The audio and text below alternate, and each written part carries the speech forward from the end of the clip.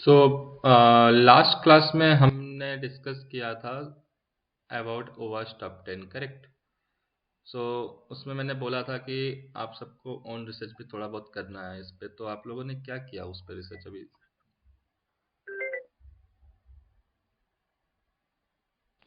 उस chat GT में topic डाल के थोड़ा बहुत पढ़ा था मैं। Very good. सो आपने हमने जितने चेकलिस्ट डिस्कस किया था उसके ऊपर चैट जीपीटी में डाल के कुछ कुछ रिसर्च किए करेक्ट।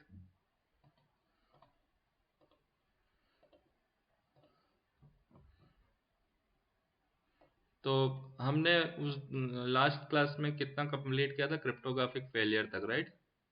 इंजेक्शन तक भी हो गया था। कब कितना हुआ था कुणाल बताओ?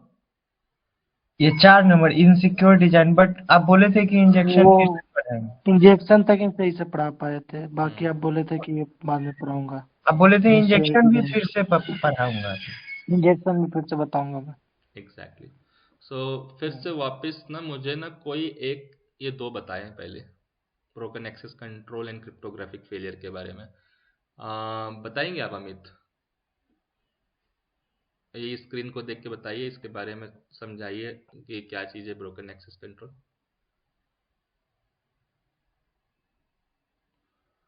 अमित नहीं तो कोई और, जिसको भी अगर बताना चाहना है वो बता सकते हैं। It is for everyone. भैया ब्रोकन एक्सेस कंट्रोल होता है अगर मान लीजिए किसी को एक्सेस नहीं है फिर भी वो किसी भी तरीके से वो एक प्रिविलेज्ड एक्सेस यूज कर पा रहा है। जैसे एडमिन का एक्सेस नहीं है किसी को पर फिर भी वो मतलब आपने बोला था कि यूआरएल में एडमिन लिख के या कुछ भी करके अगर वो एडमिन एक्सेस वो ले पा रहा है तो वो उसका मतलब हो कि वो ब्रोकन एक्सेस कंट्रोल है। राइट। सिंपल टर्म्स में मैं ऑथराइज नहीं हूँ कुछ चीज़ के लिए, मगर मैं उसको बाईपास करके ऑथराइजेशन बाईपास करके ले लेता हूँ ऑथराइज, तो वो ब्रोकन एक्सेस कंट्रोल कहलाता है। अगर मैं किसी अकाउंट में यूज़र एक्सेस का प्रिविलेज रखता हूँ, मैं अगर मेरा प्रिविलेज यूज़र यूज़र तक ही रहता है, बट मैं उसी अकाउंट में एडमिन का प्रिविलेज ले लेता हूँ। ओके, दैट मीन्स अगर सिंपल टर्म में बोला जाए तो फ्लिपकार्ट वेबसाइट में मैं एक यूज़र हूँ और मैंने कुछ डेटा के साथ टैम्परिंग किया और मैंने फ्लिपकार्ट का एडमिन एक्सेस ले लिया, तो वहाँ पे कहलाता है ब्रोकन एक्सेस कंट्रोल। और ब्रोकन एक्सेस कंट्रोल के अंदर अगर हम थोड़ा चैट जीपीटी करेंगे इस तरह से, ठीक है?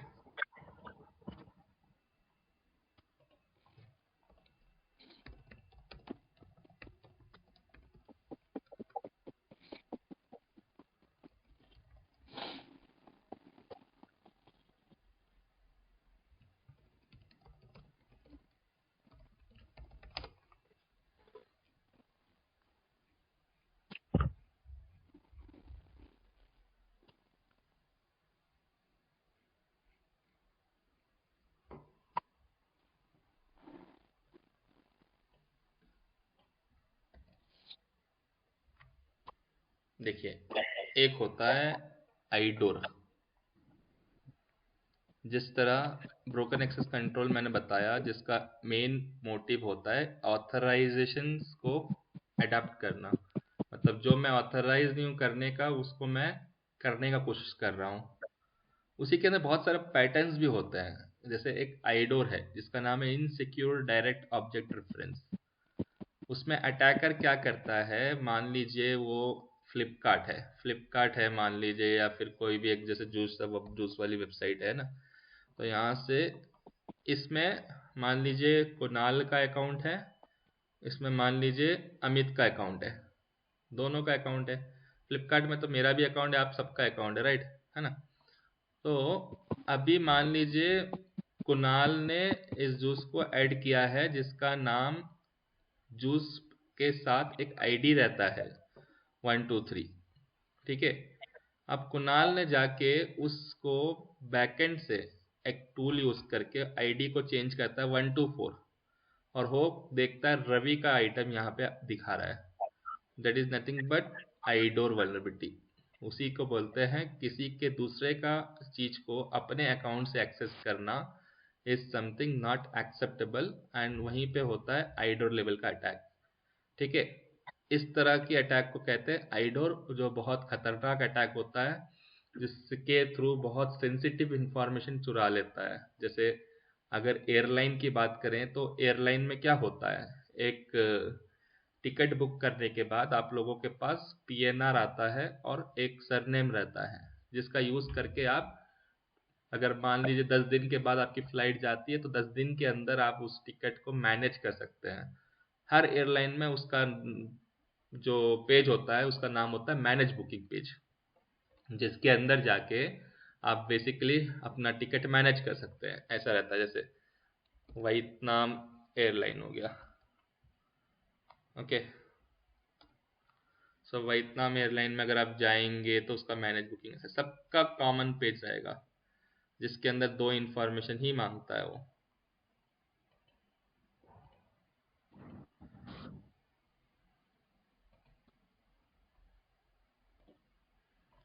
और वो दो इंफॉर्मेशन होता है, एक तो पीएनआर नंबर और एक family number, family name. Family name is surname. अभी क्या है ना, शर्मा है, मान लीजिए शर्मा। शर्मा इस टाइप ऑफ सर, ये ऐसा सरनेम है जो आज के दिन में हो सकता है इसी एयरलाइन में 50 लोगों ने शर्मा के नाम से बुक किया होगा, ठीक है। अब ये हो गया पीएनआर नंबर QRZXDD। तो ये पीएनआर हो सकता है अलग हो, मगर सरनेम एक ही होता है। तो अटैकर क्या करता है, इसी पीएनआर के अंदर लास्ट डिजिट को चेंज करने का कोशिश करता है, और वो चेंज करने से उसको दूसरे एक शर्मा, ये हो सकता है अंकित शर्मा है तो दूसरा एक रवि शर्मा का इंफॉर्मेशन उसको दिख जाता है। उसके इंफॉर्मेशन के अंदर उसको मिलता है उसका क्रेडिट कार्ड इंफॉर्मेशन। इसके अंदर जाके आप ना फ्लाइट कैंसिल कर सकते हो, फ्लाइट की रीशेड्यूल कर सकते हो। तो सोचिए आप किसी दूसरे दूसरे बंदे का सेम एयरलाइन में अगर आपने कुछ इंफॉर्मेशन पा गया, जस्ट आप उस पीएनआर का कुछ नंबर चेंज करके, तो क्या होगा, आप तो ऑथराइज अपने अकाउंट के लिए, मगर दूसरे का अगर आप पा लेते तो आप उसके एक फ्लाइट को कैंसिल कर सकते हो, उसका क्रेडिट कार्ड इंफॉर्मेशन चुरा सकते हो, बहुत कुछ कर सकते हो। तो यहाँ पे पीआईआई डेटा जो मोस्ट सेंसिटिव डेटा है जो रिवील्ड हो जाता है, इसलिए इस वल्नरेबिलिटी को हाई में डाला जाता है, मतलब सीवियरिटी हाई होती है इनकी। कभी कभी क्रिटिकल भी हो जाता है जब बहुत ज़्यादा सेंसिटिव इंफॉर्मेशन भेजता है तो। और उसी तरह इसको बोलते हैं आईडोर। ये भी एक पार्ट है ब्रोकन एक्सेस कंट्रोल का, क्योंकि यहाँ पे भी हम ऑथराइज नहीं है दूसरे का, मैं देख पा रहे हैं। समझने का कोशिश करो, ये टर्मिनोलॉजी बहुत सिंपल में बता रहा है यहाँ पे, ब्रोकन एक्सेस कंट्रोल, बट उसके अंदर इस तरह के भी अटैक होता है जो मैंने अभी एक सिनेरियो बताया।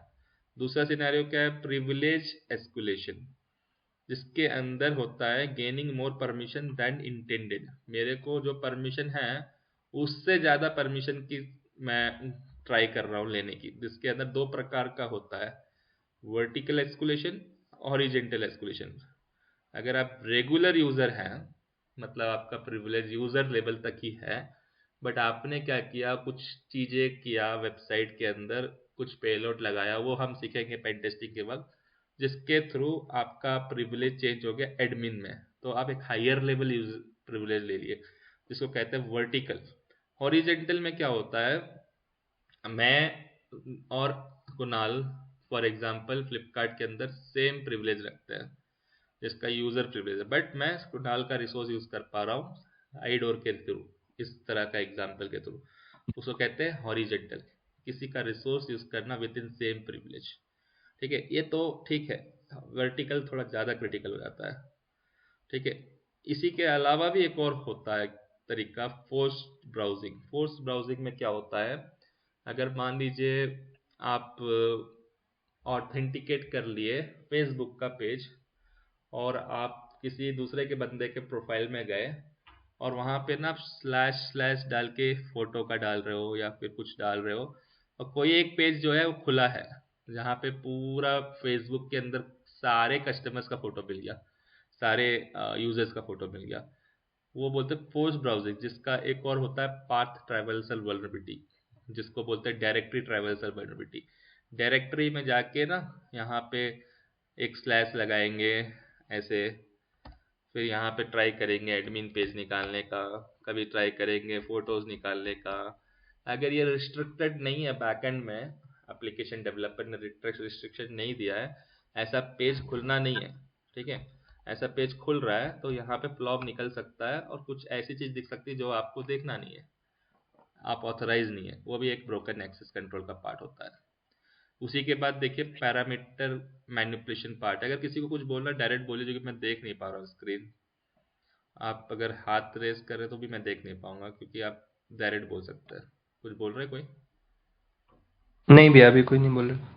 हाँ, सो पैरामीटर मैनिपुलेशन भी वही होता है जो यूआरएल पे मैनिपुलेट करते हैं, फॉर्म पे मैनिपुलेट करते हैं, बॉडीज पे मैनिपुलेट करते हैं। बॉडीज, यूआरएल, सब चीज़ आप समझेंगे बाद में जब ये टूल का यूज़ करेंगे। जैसे आप देखो, मैंने किसी एक वेबसाइट का रिक्वेस्ट कैप्चर किया जहाँ पे बॉडी स्ट्रक्चर दिख रहा है।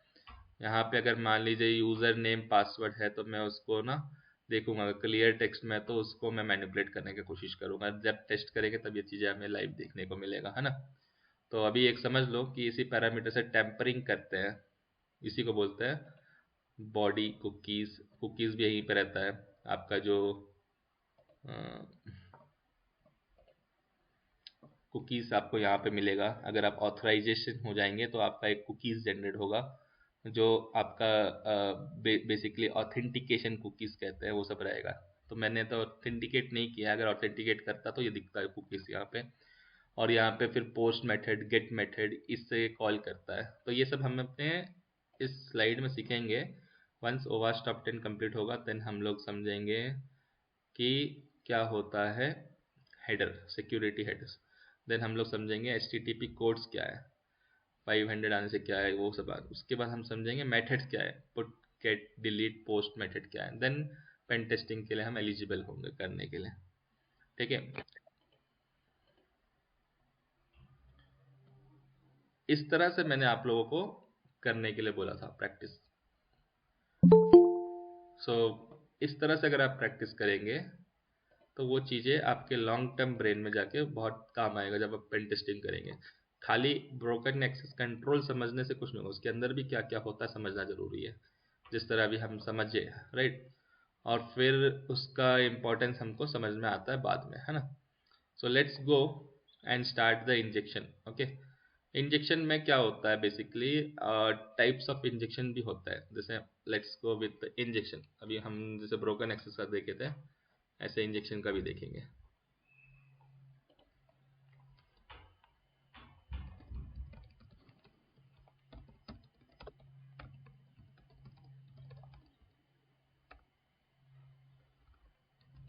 ये कभी कभार ना दिखाएगा नहीं आपको, अटैक्स लिख दोगे तो थोड़ा सा आपको ऐसे बताना पड़ेगा, थोड़ा लर्निंग के बेस में।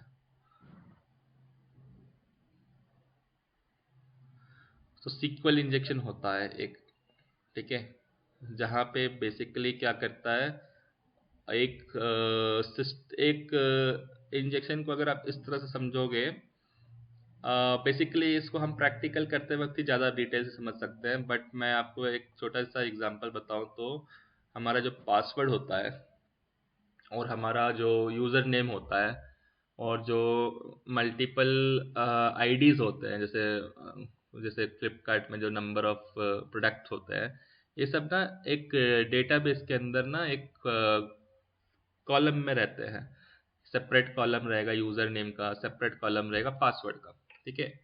अभी अटैकर को मान लो लॉगिन पेज के अंदर जो यूज़र नेम डालता है, पासवर्ड डालता है, वो जानना है, तो क्या करेगा, वो ट्राई करेगा आपके इनपुट एरिया में, जहाँ पे भी वो पेलोड इंजेक्ट कर सकता है। जैसे इनपुट एरिया मतलब सर्च हो गया एक, कमेंट हो गया एक, जहाँ पे हम कुछ लिखते हैं और सबमिट करते हैं, वहाँ पे ना वो पेलोड रेडी करेगा और इनपुट करेगा। तो वो आपके जो बैकएंड डेटाबेस है वहाँ पे वो जाके ना उसको डिस्टर्ब करेगा और उसको बाहर पे आपके वेबसाइट में ही शो कर देगा।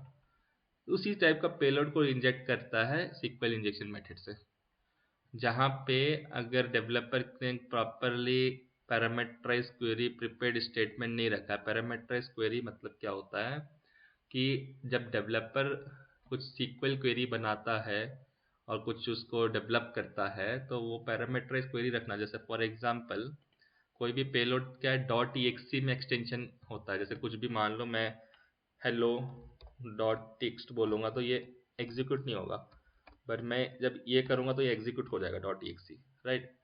अगर पैरामीटराइज क्वेरी होगा तो वो क्या करेगा, मैं डॉट ईएक्सी लिखने से भी ना वो डॉट ईएक्सी कंसीडर नहीं करेगा, वो सिर्फ मेरा टेक्स्ट जैसे हेलो को लेगा, तब वो इशू बच जाता है। तो ये डिफेंस में उनको पैरामीटराइज क्वेरी डालना है, तो कोई अगर कुछ एग्जीक्यूटिव पेलोड डालता है डॉट ईएक्सी तो पैरामीटराइज क्वेरी के वजह से क्या होगा, वो डॉट ईएक्सी नहीं लेगा, ओके, और वो लेगा सिर्फ hello as a text string लेगा, तो वो एग्जीक्यूट नहीं हो पाएगा, तो अटैक हो पाएगा नहीं। और क्या है ना, कुछ ब्लैक लिस्टेड रखना है, जैसे मान लो कोई भी पेलोड स्टार्ट होता है इस कैरेक्टर से, उसके अंदर स्क्रिप्ट लिखा जाता है, इस कैरेक्टर से क्लोज होता है, फिर ऐसा होता है, तो इसको ना ब्लैकलिस्ट करना होता है, ये ओपन टैग क्लोज टैग, तो फिर वो पेलोड डिज़ाइन ही नहीं हो पाता है। तो ऐसे करके ना वो डिज़ाइन करता है। फिर इसी के चलते एसक्यूएल इंजेक्शन होता है। जब हम एसक्यूएल इंजेक्शन करेंगे तो हम समझेंगे किस तरह से होता है। हम इस पे कर सकते हैं एसक्यूएल इंजेक्शन। हम एक और वेबसाइट है जो मैं आज आपको दे दूंगा, वेबसाइट की डिटेल, पोस्ट सिगर पे भी कर सकते हैं हम। इस पे आप लॉगिन पे जाओगे, क्रिएट अकाउंट करोगे, तो इसमें भी लैब रहते हैं, तो वो लैब को आप प्रैक्टिस कर सकते हो, बट अभी नहीं करना। वो जब ओवास्ट टॉप 10 कंप्लीट कर जाओगे तब समझ में आएगा कैसे करना है उसको। पहले ओवास्ट टॉप 10 मेरे साथ कंप्लीट करो, फिर मेरे साथ कुछ एग्जाम्पल बेस्ड टेस्ट करेंगे ओवास्ट टॉप 10 में, then I will give you this lab. वो लैब मुझे करके दिखाना। देन उसके बाद इस वेबसाइट को पिक कर लेना, इसमें अटैक करना। एक और वेबसाइट है जहाँ पे परमिशन है हमको अटैक करने का, ये demo.testfire। ये बैंकिंग रिलेटेड वेबसाइट है। इस पे अगर आप मान लो प्रॉपर सारे वल्नरेबिलिटी निकाल लेते हो तो आपको जॉब में बहुत फ़ायदा होगा। ये बहुत सारी कंपनी देती है। फिर एक और हो गया जो हमने उस दिन दिखाया था, test.php वल्नरेबल वेब, ये भी आप यूज़ कर सकते हो। फ्री मतलब फ्री रिसोर्सेज है, यहाँ पे कोई मना नहीं है अटैक करने के लिए कुछ भी। ये सारी चीज़ें हम अपना ओवास्ट टॉप 10 चेकलिस्ट इसमें हम ट्राई करेंगे। एक है DBW है, अपने मेटास्प्लाइटेबल मशीन में है, वो आईपी के थ्रू आप एक्सेस कर सकते हैं, ठीक है। तो रिसोर्सेज बहुत है हमारे पास जहाँ पे हमको कोई दिक्कत नहीं होगी अटैक करने के लिए। बस यही है कि हमें कॉन्सेप्ट समझना ज़रूरी है। अब कमांड इंजेक्शन हो गया। तो बेसिकली कमांड इंजेक्शन क्या होता है ना, कमांड इंजेक्शन आपके इधर से ट्राई करता है। ये जो यहाँ पे है, ऐसे कभी ऐसा एक डाल दिया, डबल डबल डॉट डाल दिया, फिर ऐसे डाल दिया, फिर ETC डाल दिया। सभी सर्वर के अंदर एक ETC फोल्डर होता है जिसके अंदर पासवर्ड होता है। ऐसे करा, फिर ऐसे करके वो वहाँ पे जाने का कोशिश किया, ठीक है। इस मेथड से अगर वो जाता है और वहाँ पे उसका मेथड वर्कआउट कर जाता है तो वो कमांड यहाँ पे इंजेक्ट करेगा डायरेक्टरी के अंदर। कमांड इधर पे इंजेक्ट कर सकता है वो, ठीक है। ऐसे इनपुट एरिया में वो कमांड इंजेक्ट करके उसके बैकएंड से वो उठाता है कुछ information. That is what command injection work. तो इंजेक्शन के अंदर हमारे डिफरेंट डिफरेंट पैटर्न है। ऑपरेटिंग सिस्टम, पाथ ट्रेवल्सल इंजेक्शन, ये सारे जो है लगभग लगभग सिमिलर है। जैसे मैंने बताया अभी, डबल डॉट लगा के वो पाथ में घुसने का कोशिश करता है। हो सकता है फायरवॉल ने ब्लॉक कर दिया है इस पर्टिकुलर पाथ को। इसके आगे एक पाथ है जो जिसका नाम है एडमिन, उसको मान लो फायरवॉल ने ब्लॉक कर दिया है, तो वो क्या करेगा, इधर पे डबल डालेगा डॉट, उसको नहीं चाहिए एडमिन, डायरेक्ट एडमिन के बाद जाना, तो बाईपास हो गया। अब क्या है, फायरवॉल ने मिस्टेक कन्फिग्रेशन किया है, मिस कन्फिग्रेशन किया है, इस वजह से हो रहा है। अब क्या है, वहाँ पे इमेज करेगा तो शायद खुल जाए, इमेज कुछ है तो इसके अंदर, ओके। ऐसा होता है। तो ये पाथ ट्राइवल्सल ऐसा होता है। अब इसमें डेवलपर को कैसे, इसमें इंफ्रा टीम को क्या करना होता है। इंफ्रा टीम अगर मान लो यहाँ पे /* डालता है as a mitigation fixing point, तो इसको बोलते हैं वाइल्ड कार्ड। इसके बाद कुछ भी चीज़ कोई ट्राई करे तो खुलेगा नहीं, ऐसा होता है। बट बेसिक सिनारियो, बहुत सारे पेजेस होते हैं, वो पेज पे खुलते हैं ना। जैसे मैं ये क्लिक किया, कार्ड पेज में आ गया ये। मैं जैसे ये क्लिक किया, प्रोफाइल पे लॉगिन पेज में आ गया, राइट, ठीक है। तो मैं यहाँ वाइल्ड कार्ड ब्लॉक नहीं कर सकता हूँ क्योंकि मल्टीपल पेजेस है इस वेबसाइट में। तो आपको याद होगा nmap में एक कमांड है http-num, जिसका यूज़ करके हम एनुमरेट करके इसी वेबसाइट के ऊपर अगर nmap-sv लगा के HTTP enum लगाएंगे तो ये मल्टीपल पाथ्स दे देगा जो इसके रिलेटेड ओपन है। Then you may able to get some direct vulnerability also. वो होता है इस प्रकार का इंजेक्शन अटैक जिसको कहते हैं path traversal injection. When user input is used to construct a file path without restriction, system may reveal files or directories they should not। तो यहाँ पे जो चीज़ सर्वर के अंदर तो बहुत सारे चीज़ें ना, एक सर्वर मान लो अगर ये फ्लिपकार्ट है या अमेजन है तो बहुत सारे कस्टमर के सेंसिटिव डेटा है ना उसके अंदर। अगर आप उस तक पहुंच जाते हो तो कितने मुश्किल की बात है, राइट। तो that is what it says in no SQL injection. आपका डेटाबेस में भी बहुत प्रकार के चीज़ें हैं, मतलब एक मोनोडीबी है, इलास्टिक सर्च है, तो अलग अलग डेटाबेस के लिए थोड़ा डिफरेंट पैटर्न्स होते हैं, वो यूज़ करेगा वो। दैट विल बी लाइक आपको ज़रूरी नहीं है कि नो सिक्वल इंजेक्शन ही पैटर्न यूज़ करना है, आपको इंजेक्ट करना है अपने क्वेरी लाइक जो आप ट्राई कर रहे हो। उतना कंफ्यूज मत होना क्योंकि बहुत ही लेटर हम ये समझेंगे ये चीज़ को, बिना करे ये चीज़ समझ में नहीं आएगा नो सिक्वल इंजेक्शन में क्या होता है, ठीक है। It requires practice, okay. LDAP injection को तो आप समझ सकते हो बहुत इजी से। एलडैप इंजेक्शन बेसिकली एलडैप होता है ऑथेंटिकेट करने के लिए। तो उसके अंदर क्या है ना, बेसिकली हम जैसे नॉर्मल अभी यूज़ करते हैं यूज़र आईडी एंड पासवर्ड, कुछ लोग क्या करते हैं एक सेकेंड थर्ड पार्टी का यूज़ करते हैं जैसे माइक्रोसॉफ्ट ऑथेंटिकेटर। ऐसे ही कुछ लोग यूज़ करते हैं गूगल ऑथेंटिकेशन, राइट, जिसको बोलते हैं एसएसओ लॉगिन, ओके। तो उसमें कुछ लोग एमएफए भी यूज़ करते हैं, मल्टी फैक्टर ऑथेंटिकेशन, जिसमें आपको आपके मोबाइल में कोड आता है, उसको दबाने से ऑथेंटिकेट होता है। तो इसमें ना नंबर ऑफ अटैम्प्ट्स होते हैं। तो अगर मान लीजिए ये आप एलडैप यूज़ कर रहे हो, उसी प्रकार उसके अंदर मान लीजिए 5 अटैम्प्ट्स में लॉक नहीं कर रहा है तो वो इशू है। इस प्रकार का टेस्ट वो लोग चेक करते हैं। एलडैप मतलब होता क्या है? एलडैप मतलब वो भी एक प्रकार का आपका जो लॉगिन मेथोलॉजी है ना, जैसे लॉगिन करने के लिए जैसे मैंने बताया गूगल हो गया, ऑथेंटिकेटर हो गया, ऐसे ही एलडैप भी सर्वर में कॉन्फ़िगर होता है लॉगिन करने के लिए। और एलडैप पोर्ट का भी नंबर है 389 में भी। Yes yes. सो उस पोर्ट को आप एनमैप करके चेक कर सकते हैं। अगर सर्वर में एलडैप कॉन्फ़िगर्ड है तो आप पोर्ट के थ्रू भी जान सकते हैं। अगर मान लीजिए उसका आईपी आपके पास है, एनमैप करें तो आपको एलडैप यूज़ हो रहा है तो जैसे अभी बताया वो 389 पोर्ट है ना, तो ऐसे आपको देखने को मिल जाएगा एलडैप चल रहा है कि नहीं सर्वर में। तो इस प्रकार से हमको अंदर घुसना है, ठीक है, डीप ड्राइव करना है। इस प्रकार से हमको अंदर ये सारे चीज़ को समझना है। इट्स नॉट अबाउट कि खाली इंजेक्शन मतलब क्या है जान के, और इसमें हम जब प्रैक्टिकल करेंगे तो हम समझेंगे। सो मैं एक वीडियो रन करता हूँ कुछ, एक छोटा सा एग्जांपल कि किस तरह से अटैक होता है इस पे, ठीक है।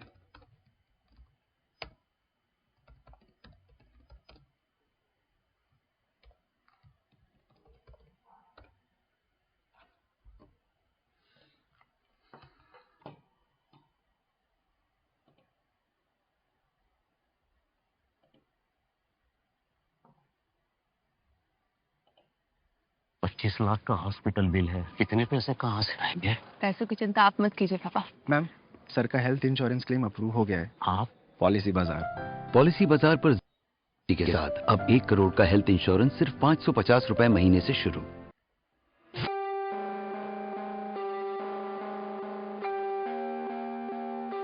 Hi everyone, welcome back to another video in मेरी आवाज सुन पा रहे हैं ना सब, और वीडियो की आवाज सुन पा रहे हैं, हाँ राइट? तो एक मैं एग्जाम्पल बता रहा हूँ, जो कि टेस्ट तो हम ओवाज टॉप 10 खत्म करने का करेंगे, बट आपको एक लाइव एग्जाम्पल देखें तो समझ में आएगा सिक्वल इंजेक्शन में होता क्या है।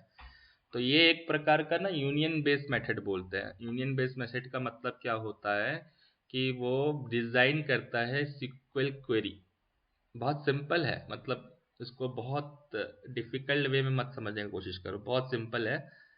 अब जब समझोगे तो पूरा इजी से क्लियर होगा। अब ये वीडियो में मैं कुछ चीज़ें दिखाऊंगा जिससे आपको बहुत इजी से समझ में आ जाएगा कि क्या मोटिव है उसका, ओके। मैं डायरेक्ट कॉन्टेक्स्ट में आता हूँ। अपनी सुपर पावर यूज करने का यार ये वीडियो में ना ये टाइम आ गया।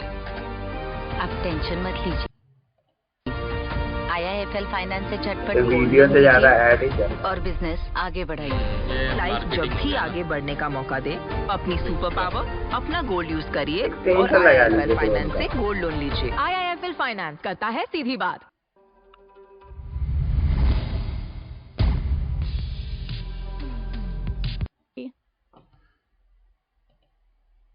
And statement. Let's order. मैं यहाँ तक ले आता हूँ पहले, और आपको मैं पहले समझाता हूँ क्या कर रही है वो यहाँ पे।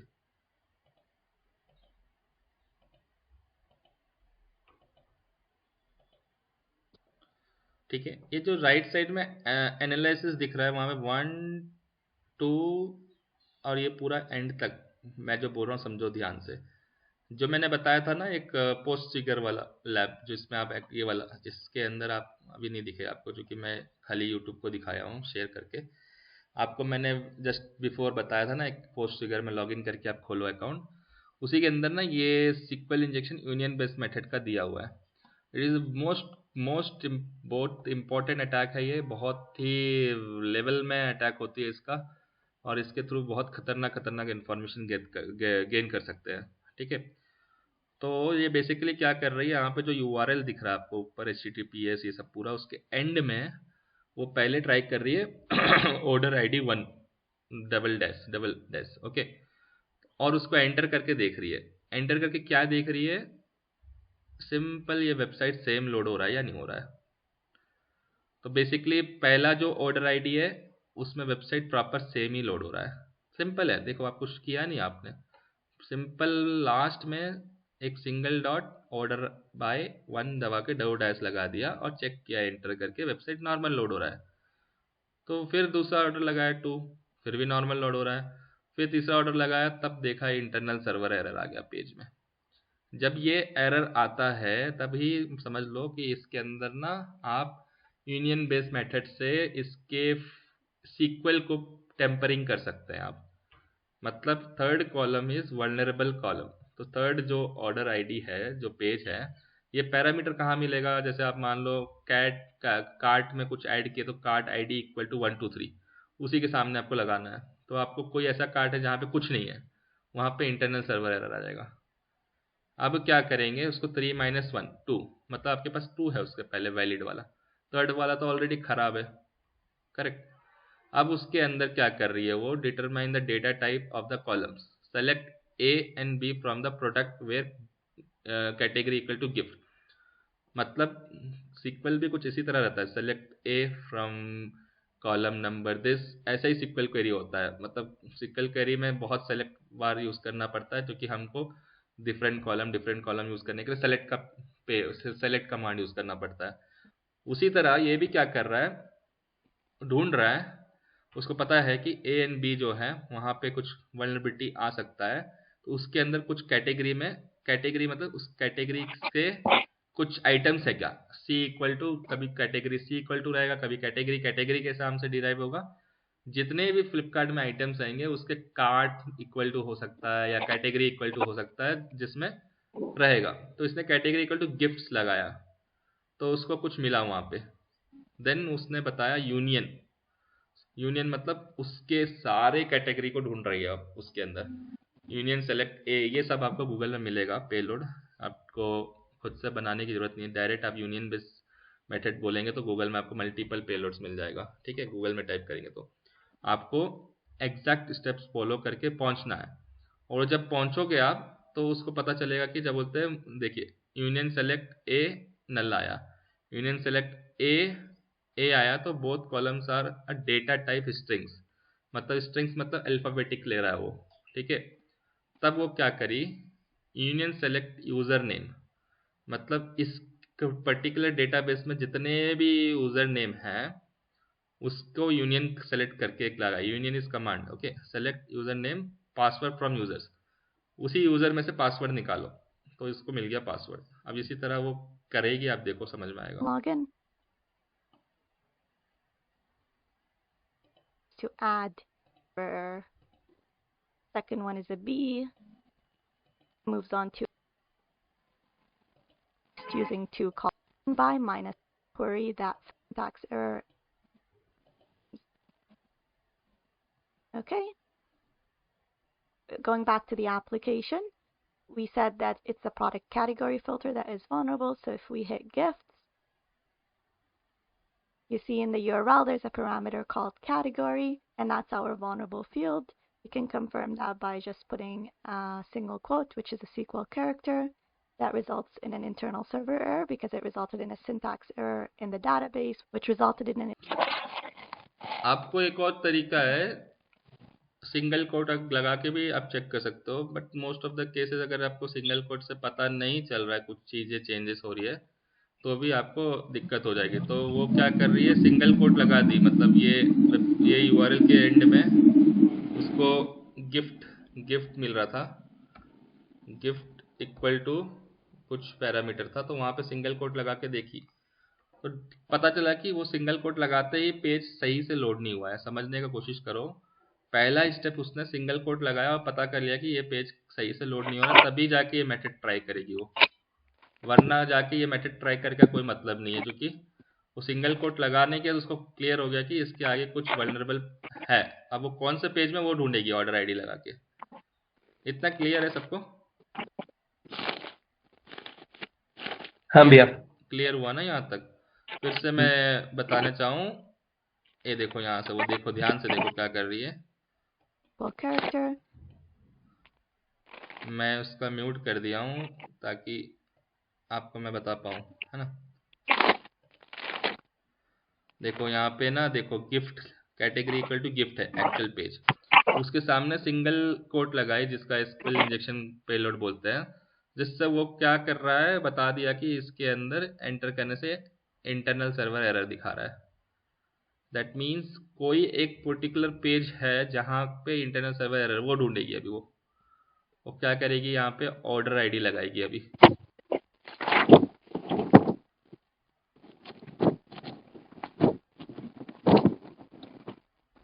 इसी गिफ्ट के पास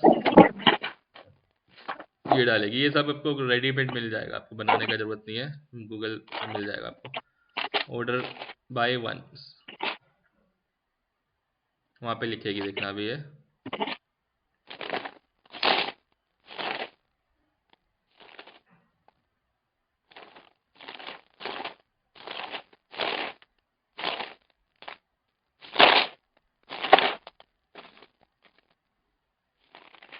अब उसने लोड किया पेज, तो सेम ऐसे ही लोड हो रहा है, कुछ चेंजेस नहीं हो रहा है। यहाँ पे जो कंटेंट है वही दिख रहा है, राइट। तो फिर ऑर्डर बाय को 2 करेगी अभी।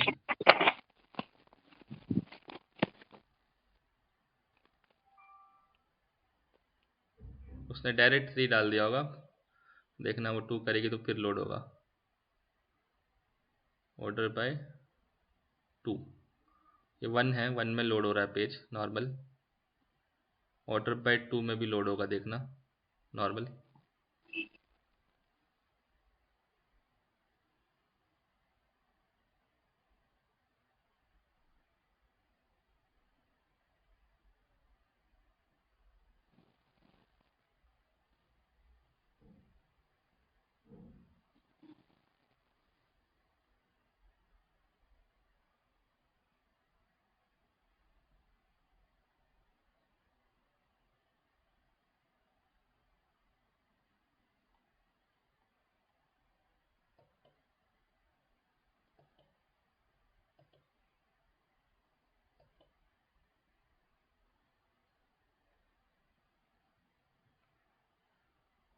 अब जाके यहाँ पे 3 में गया इंटरनल सर्वर एरर, सो मतलब 3rd इज वल्नरेबल। अब वहाँ पे 3-2 की तो मतलब जो पीछे के जो 2 है वो प्रॉपर ठीक से चल रहे हैं, ठीक है। The type of the columns. We're thinking there is the query is something similar to this, so select AB from maybe products table, where category.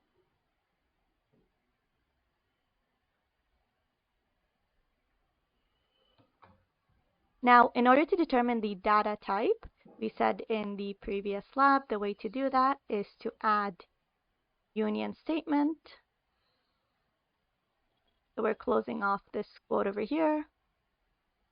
And then iteratively add select null statements with a string value in each column until we hit an error. So let's try with the first column. Now I have only 2 columns over here because I already know that there's 2 columns based on my first step. Let's see if this gives us an error. If it does, that means that this column does not accept data type string. Okay. You could see over here that we output the character A, and so the first column, which is the title column, accepts the string value. Okay, let's try the second one.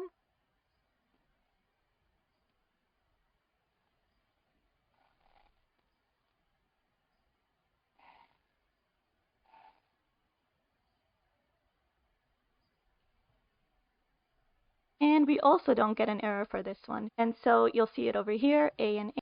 तो ये pen inject कर रही है, देख रही है कोई error आ रहा है कि नहीं. कुछ एरर नहीं आ रहा है. ए भी डाली, कुछ एरर नहीं आया. बी भी डाली, कुछ एरर नहीं आया. ठीक है, वही कह रही है. And what that means is that both columns are of data type string. That means if I तो कहने का मतलब है कि ये 2 कॉलम हैं ए एंड बी, जहाँ पे डेटा जो है वो एक स्ट्रिंग्स में है, मतलब कुछ कैरेक्टर्स है. स्ट्रिंग्स मतलब readable format, A B C D ऐसा कुछ चीज़ है वहाँ पे, या फिर कुछ पासवर्ड टाइप का चीज़ है जो इस टाइप का है, जो नॉन रीडेबल फॉर्मेट में भी है. मगर पासवर्ड आपको इंजेक्ट करते समय वो नॉन रीडेबल होगा, बट पासवर्ड आपका खुद का तो रीडेबल फॉर्मेट में होगा ना, जो आप जानते हैं. तो जब डेटाबेस के अंदर वो दोनों चीज़ है, उसको पता चल रहा है कि 2 कॉलम हैं उसके अंदर, उस 2 कॉलम में कुछ तो है जो रीड कर पा रहे हैं, ए बी रीड कर पा रहे हैं, वो स्ट्रिंग फॉर्मेट में है, कैरेक्टर्स हैं कुछ. ठीक है, तो उसका डाउट यहीं पे आ रहा है कि कैरेक्टर्स हैं और 2 कॉलम हैं, तो may be user name password हो सकता है. तो वहाँ पे ना वो क्या करी, पहले तो पता कर ले कि 2 चीज़ वैलिड है कि नहीं. 3 के पहले 2 चीज़ वैलिड है, तो 2 चीज़ वैलिड है, तो वहाँ पे स्ट्रिंग्स पास करके देखी ए, तो कुछ इशू आया नहीं आया, ए दिख जा रहा है. फिर उसके बाद फिर से पास करी स्ट्रिंग 2 बार, उसको दिख रहा है, मतलब कुछ कैरेक्टर एज ए स्ट्रिंग है, इतना ही समझना, उसके आगे नहीं है कुछ प्रॉब्लम.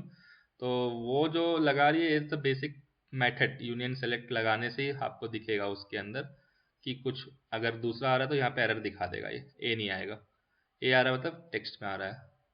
अब बोथ स्ट्रिंग्स, तो I want to output data from other tables in the database, I can use both these columns.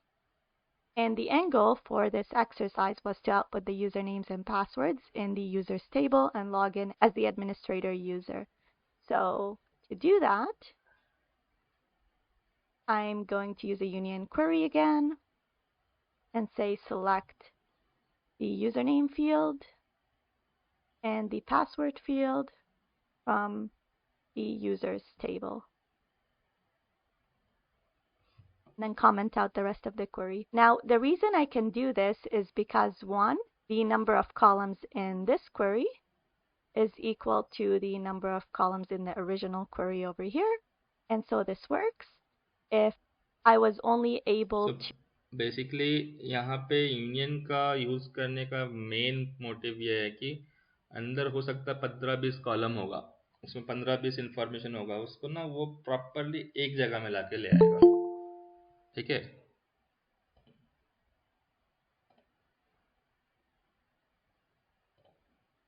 to find one column over here that is outputted on the page or only one.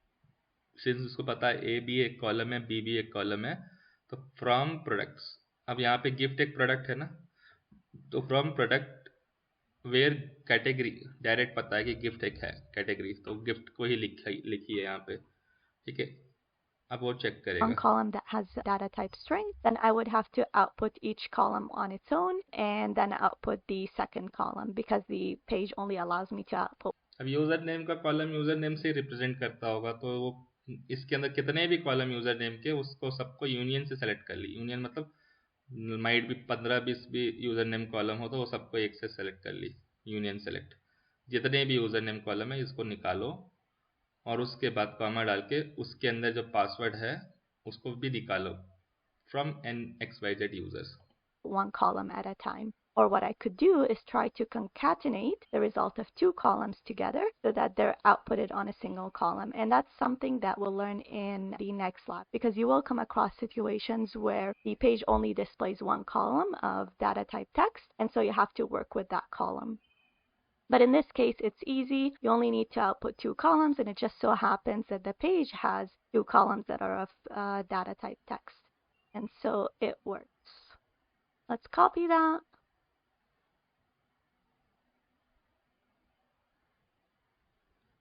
Put it over here, hit enter, and here we go. So you could see over here it outputted the username Carla. So see, username भी दिख गया उसको, password भी दिख गया। यानी कि ये जो नल और ये था, ये दोनों स्ट्रिंग थी। हाँ, तो ये जो A दिख रहा था ना, वो इससे पता चल गया उसको कि स्ट्रिंग वहाँ पे रिप्रेजेंट कर, पहले इसने A पास किया यहाँ पे, तो उसको ये दिख गया कि यहाँ पे स्ट्रिंग जा रहा है। ठीक है, अब स्ट्रिंग जा रहा है, दैट मीन्स कुछ तो कैरेक्टर है। स्ट्रिंग मतलब कैरेक्टर, स्ट्रिंग मतलब कैरेक्टर। हाँ, जैसे चार्लोस है, कैरेक्टर है ना, वो एक रीडेबल फॉर्मेट में ऐसा कुछ दिखेगा यहाँ पे, पता चला उसको। तो एक कार्ट रहता है, तो कार्ट में ये कैरेक्टर्स तो नहीं आएगा ना। अगर कैरेक्टर्स आ रहा है तो कंपलसरी वहाँ पे यूजर नेम टेबल होगा डेटाबेस का। तो उसने इसलिए क्वेरी डिजाइन किया, यूनियन सेलेक्ट। तो ये सिंगल कोट में क्यों लिख रही है पहले ही? सिंगल कोट से ही तो उसको वल्नरेबल पेज आइडेंटिफाई हुआ ना। ये SQL का एक पेलोड है, मतलब समझ लो पेलोड है। सबसे पहला काम हमें वेबसाइट में जहाँ पे कार्ट इक्वल टू गिफ्ट है, ऐसे इक्वल टू वाला लिखा हुआ है, जैसे कार्ट इक्वल टू गिफ्ट होगा या फिर कार्ट इक्वल टू 1 2 3 होगा, ऐसे जगह में एंड में सिंगल कोट लगा के चेक करना है कि वहाँ पे कुछ एरर आ रहा है क्या वेबसाइट में। ये तो ये जो यूनियन सिलेक्ट, वो सेकंड लाइन में दो बार कोट, ये सिंगल कोट यूज किया। फिर कहाँ पे?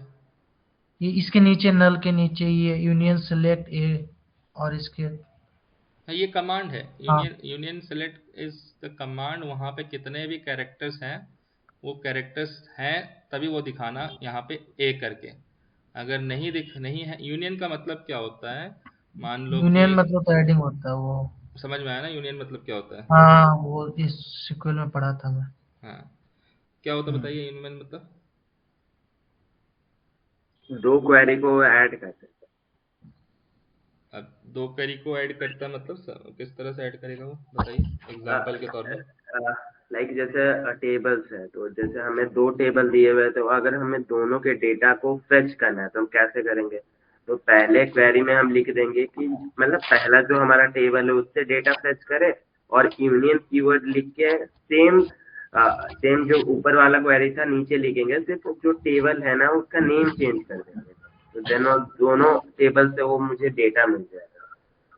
करेक्ट। बेसिकली सिमिलर डेटा अगर दो टेबल में है, उसको मैं एक जगह में ले आऊंगा मर्ज करके। हाँ, तो उसमें कंडीशन भी है कि आपका जो नंबर ऑफ कॉलम्स है और लाइक उसके डेटा टाइप मैच होने चाहिए, और उसमें भी है आगे बहुत कुछ है, दैट्स ट्रू। बट इसमें जो वो कर रही है, वो यूनियन का यूज करके सिमिलर ए जहाँ पे भी है उसको यहाँ पे पिक करके वो ये जानने का कोशिश कर रही है कि यहाँ पे स्ट्रिंग्स रिप्रोड्यूस हो रहा है कि नहीं। जब स्ट्रिंग्स रिप्रोड्यूस हो रहा है, मतलब स्ट्रिंग्स मतलब कैरेक्टर्स मिल रहे हैं उसको। पहले जैसे इसको ए आया था यहाँ पे, आप देखिए नोटिस किया होगा, तो सेलेक्ट ए एंड बी इसलिए डाला उसने क्योंकि उसको अंडरस्टैंड हो गया कि वहाँ पे दो कॉलम तो स्ट्रिंग्स है, मतलब पासवर्ड भी रीडेबल फॉर्मेट है, ये भी है। तो ऐसे सिनेरियो में मोस्टली यूजर नेम होता है या फिर पासवर्ड ही होता है, वरना क्या होगा बोल के उसका डाउट आया। दिस इज समथिंग गेसिंग, अंदर क्या होगा ये ट्राई करना है। अगर इससे नहीं चला तो दूसरे टेबल में घुस के ट्राई करना है। ए में नहीं हुआ तो बी में देखना है, सी में नहीं हुआ तो डी में देखना है, ऐसे करके चलते रहना है पैटर्न को। तो ये फॉर्मेट एक ही रहेगा, ऑर्डर ID 1 रहेगा, ऑर्डर ID 2 रहेगा, और ID 3 रहेगा। हो सकता है 7 में आपको मिले इंटरनल सर्वर एरर। ये तो आपने एजुकेट कर लिया पहले ही सिंगल कोड डाल के कि इस वेबसाइट में इंटरनल सर्वर एरर है। अब आपको ढूंढना है कहाँ पे है। अब अगर मान लीजिए वो 7 में आया तो आपके पास कितने मेथड हो गए? 6 मेथड हो गए। आपको 6 ट्राई करना है। 6 के अंदर कहीं ना कहीं 6वां नंबर वाला टेबल हो सकता है वल्नरेबल हो, तो उस तक आपको पहुंचना है। तो उस टेबल में क्या है जानना है, तो उसके लिए आपको ये वाला मेथड लगा के चेक करना है कि स्ट्रिंग है या नॉन रीडेबल फॉर्मेट कुछ है। अगर यहाँ मान लीजिए, अगर यहाँ पे मान लीजिए ए नहीं आता, कुछ नॉन रीडेबल चीज़ें आते, तो आपको उस कॉलम में कुछ फ़ायदे वाला चीज़ नहीं मिल रहा है, ऐसा है। तो बेसिकली जो 3 से पहले 2 जगह है जिसके अंदर वो ढूंढ रही थी कुछ चीज़ें, वो इसी के थ्रू पैटर्न में पता करी कि थर्ड नंबर इज़ खराब। 2 जगह में जो है मैं कुछ ढूंढ सकता हूँ, और वो ढूंढने के लिए ट्राई करी, एंड उसी तरह से उसको पासवर्ड मिला। अब उसके बाद And क्या then है? the password of Carlos, same goes Like for sir, this मेरा एक user डाउट and था, this one over here. So this one's the one. हाँ, लाइक जो हमारा जो 24th लाइन है जिसमें हम लिख रहे हैं union select user name password from user, तो यूनियन सेलेक्ट कर रहे हैं कि हमें यूजर नेम और पासवर्ड मिलना चाहिए यूजर टेबल से, और आगे हमारा वो कमेंट है कि वो आगे का कुछ भी एग्जीक्यूट नहीं होना चाहिए। तो मेरा डाउट ये है कि पासवर्ड सिर्फ हमें एक ही क्यों मिला? वो मल्टीपल टेबल में तो मल्टीपल पासवर्ड और यूजर नेम हो सकते हैं। तो मिलेगा मल्टीपल, बट इस वेबसाइट के सर्वर में सिर्फ एक ही एग्जाम्पल के लिए ना ये तो बना हुआ। यूनियन सेलेक्ट कर लिया है तो 100% अगर बाद में 10 भी पासवर्ड आएगा 10 भी मिल जाएगा हमको। वो तो सर जितनी डेटाबेस हाँ, में पासवर्ड रहेगा हाँ, हमें उतना ही मिलेगा ना वो तो। हाँ, अब इसने खाली एग्जाम्पल तौर में रखा है तो एक ही रखा है, चार्लोस एंड वाइनर करके। अगर इसी के अंदर मान लो 15 यूजर नेम होता, 15 पासवर्ड रहता, वो भी दिखता हमको यहाँ पे, है ही नहीं वहाँ पे, क्योंकि और वो सारा यूजर नेम और पासवर्ड यूनिक रहेगा। एग्जैक्टली हाँ, तो यूनिक रहेगा ना, तो दूसरों का है तो हम कंपलसरी यूजर नेम भले भी हाँ, यूजर नेम भी यूनिक रहेगा, पासवर्ड भी यूनिक रहेगा, सभी कंपलसरी रहेगा यूनिक। तो ये पासवर्ड कभी कभी सेम हो जाते हैं, अगर दो आदमी सेम पासवर्ड की यूज कर लेते हैं, बट यूजर नेम सेम नहीं होंगे। वो तो है, हाँ बिल्कुल सही, यूजर नेम कभी भी सेम नहीं होगा, password of course that is what, मुझे क्या पता आप जो पासवर्ड भी क्लाइंट के ऊपर डिपेंड सर ये जो क्लाइंट यूज कर रहे हैं। भैया ये ऑर्डर वाइज तो हम लोग सॉर्टिंग के लिए यूज करते हैं ना। सॉर्टिंग के लिए मतलब आप जानने की कोशिश करो ना कि किस ऑर्डर में जाके ये वल्नरेबल पेज निकल रहा है। अभी इसने बता दिया कि इस सर्वर के अंदर मल्टीपल पेज है, वहां पे एक पेज हो गया खराब। वो खराब पेज तक आपको जाने का रीजन क्या है? उस खराब पेज के पहले ही आपको ट्राई करना है ना बाकी सारे अटैक, तो खराब पेज आप जानना पहले, ऐसा है। सर लाइक मैंने जो पढ़ा था हैक द बॉक्स पे, तो उसमें वो बता रहा था कि जो हमें ऑर्डर बाय यूज कर रहे हैं ना, तो ऑर्डर बाय हम यूज करते हैं कि लाइक ऑर्डर बाय 1 किया तो उसमें 1 कॉलम है तो वो चलेगा, फिर ऑर्डर बाय 2 किया तो उसमें मतलब वो भी एग्जीक्यूट हो गया, मतलब 2 कॉलम है। अगर तीसरा वाला एग्जीक्यूट नहीं हुआ इसका मतलब 2 ही कॉलम। Exactly, वही हुआ ना, वही तो हुआ यहाँ पे, तीसरा वाला नहीं चला तो 3-1 करके दोनों एग्जीक्यूटिव बताई, और उसने दोनों में ही ट्राई किया। मेरा कहने का मतलब है कि तीसरा अगर नहीं होता खराब होता, 7वां वाला खराब होता, तो हमारे पास 6 वैलिड रहते फिर, वो मैं कह रहा हूँ। तो इसके थ्रू हम जानते हैं कि कहाँ पे वल्नरेबल है। तो पहला जो हमारा केस है यहीं पे हो गया, सिंगल कोट लगा के पता करना।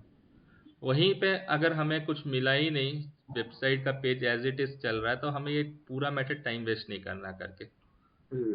तो दैट इज व्हाट हमारा single quote is only giving the answer कि इसके अंदर मैं करूं कि नहीं यूनियन बेस। भैया तो ये हमें SQL लिखनी पड़ेगी, तो कितना सिंपल है ना, तो ये कहाँ पे तो दिक्कत आ रही है बताओ। अभी देखो ये जो OWASP टॉप 10 है उसके अंदर खाली इंजेक्शन ही एक ऐसा मात्र चीज है जहाँ पे थोड़ा सा SQL के बारे में आपको समझना है। देखो SQL में होता है सेलेक्ट यूनियन, वो बस इतना ही होता है, सेलेक्ट हो गया यूनियन हो गया, और क्या है इतना ही। अगर आप सेलेक्ट यूनियन के बारे में थोड़ा सा टेम्परिंग करेंगे तो मिल जाएगा बहुत कुछ चीज इसमें। और है ही क्या, बताओ, सेलेक्ट है यूनियन। मॉड्यूल मैंने वो हैक द बॉक्स पे मॉड्यूल पढ़ा था, वो ज्यादा नहीं 2-3 घंटे में आराम से बहुत अच्छे लेवल का नॉलेज। हाँ भाई वो तो लेक्चर नंबर 9 में लब बब्बर का है ना, वो मुझे बहुत अच्छा से SQL समझाया। वो मैं ना एक्चुअली ग्रुप में इसलिए नहीं डाला, रवि तुमको ही दिया था क्योंकि you are already enter to that level. But पहले OWASP टॉप 10 जब तक कवर नहीं होगा, मैं अगर वो पहले से डाल दूंगा तो जम्बल्ड हो जाएगा चीज़, इसलिए मैंने ना सीरीज में जाने के लिए पहले मेरा टारगेट OWASP टॉप 10 सबको क्लियर हो जाए। उसके बाद फिर हम जब टेस्टिंग करेंगे तो हैक द बॉक्स CTF के लिए बेस्ट चीज़ है। तो वो जो SQL इंजेक्शन वाला चीज़ है मैं ये ग्रुप में भी डालूंगा, सब लोग प्रैक्टिस करना उसका, बहुत अच्छा है, आपको एकदम क्लियर हो जाएगा। मैं एक चीज़ बताऊं कि ऐसे वीडियो देखने से आपको समझ में आया एजेंडा क्या है, हम इंजेक्शन के बारे में समझे अभी, ठीक है। आप अगर 10 प्रकार का टेस्ट खुद से करोगे तो क्लियर हो जाएगा आपको ये चीज़, फिर दिक्कत नहीं आएगी।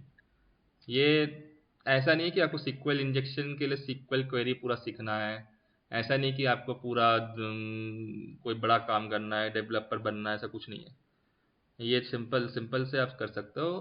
पहले आपको ये समझना है कहाँ पे ये वल्नरेबिलिटी एग्जिस्ट करता है। ये नहीं कि मैं कहीं पे भी ट्राई कर रहा हूँ जहाँ पे वो वल्नरेबिलिटी एग्जिस्ट नहीं करता है, वो तो फिर टाइम वेस्ट हो जाएगा ना। तो इस चीज़ को ध्यान देना। इसके अंदर एक और टाइम बेस्ड सिक्वल इंजेक्शन होता है, वो यूआरएल पे चलता है। यूआरएल पे ना हमको डिले कर सकते हैं 10 मिनट 15 मिनट, इससे वेबसाइट का बहुत इम्पैक्ट पड़ता है। तो ये सब चीज़ें हैं जो आपको प्रैक्टिस करते वक्त ही समझ में आएगा। विदाउट प्रैक्टिस सिक्वल इंजेक्शन चीज़ें तो थोड़ा रियल टाइम प्रैक्टिकल करना पड़ता है। ओके, क्लियर हुआ सबको मोटिव क्या है इसका? Yes sir, clear. ठीक है, नाउ मैं अपना स्क्रीन को रिवर्स करता हूँ वापस वहाँ पे।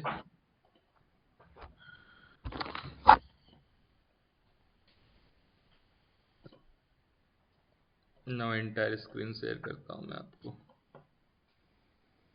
Now coming to this insecure design. Insecure design के लिए पहले चैट जीपीटी में जाके हम निकाल लेते हैं एक सॉफ्टवेयर डेवलपमेंट लाइफ साइकिल। अरे यार,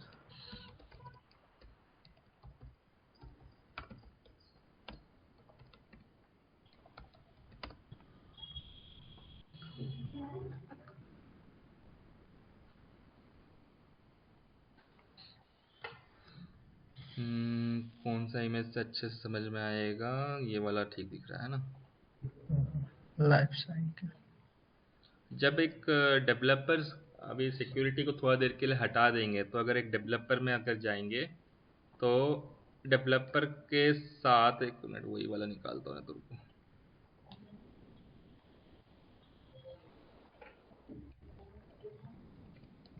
लाइफ साइकिल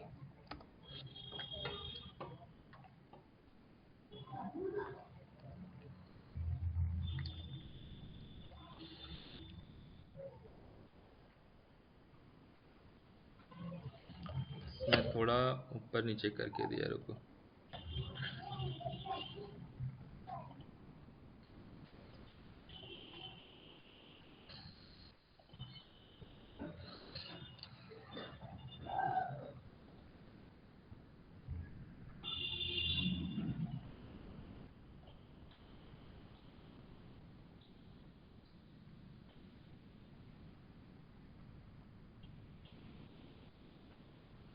ये जो हम नॉर्मल HDLC जो सॉफ्टवेयर डेवलपमेंट लाइफ साइकिल कहते हैं, इसका यूज़ होके एक प्रॉपर प्रोडक्ट बनता है एक डेवलपर के थ्रू। तो पहले रिक्वायरमेंट जो होती है, रिक्वायरमेंट्स, ओके, तो HDLC डायरेक्ट HDLC से समझो, यहाँ पे जो निकला था रिक्वायरमेंट कहाँ गया?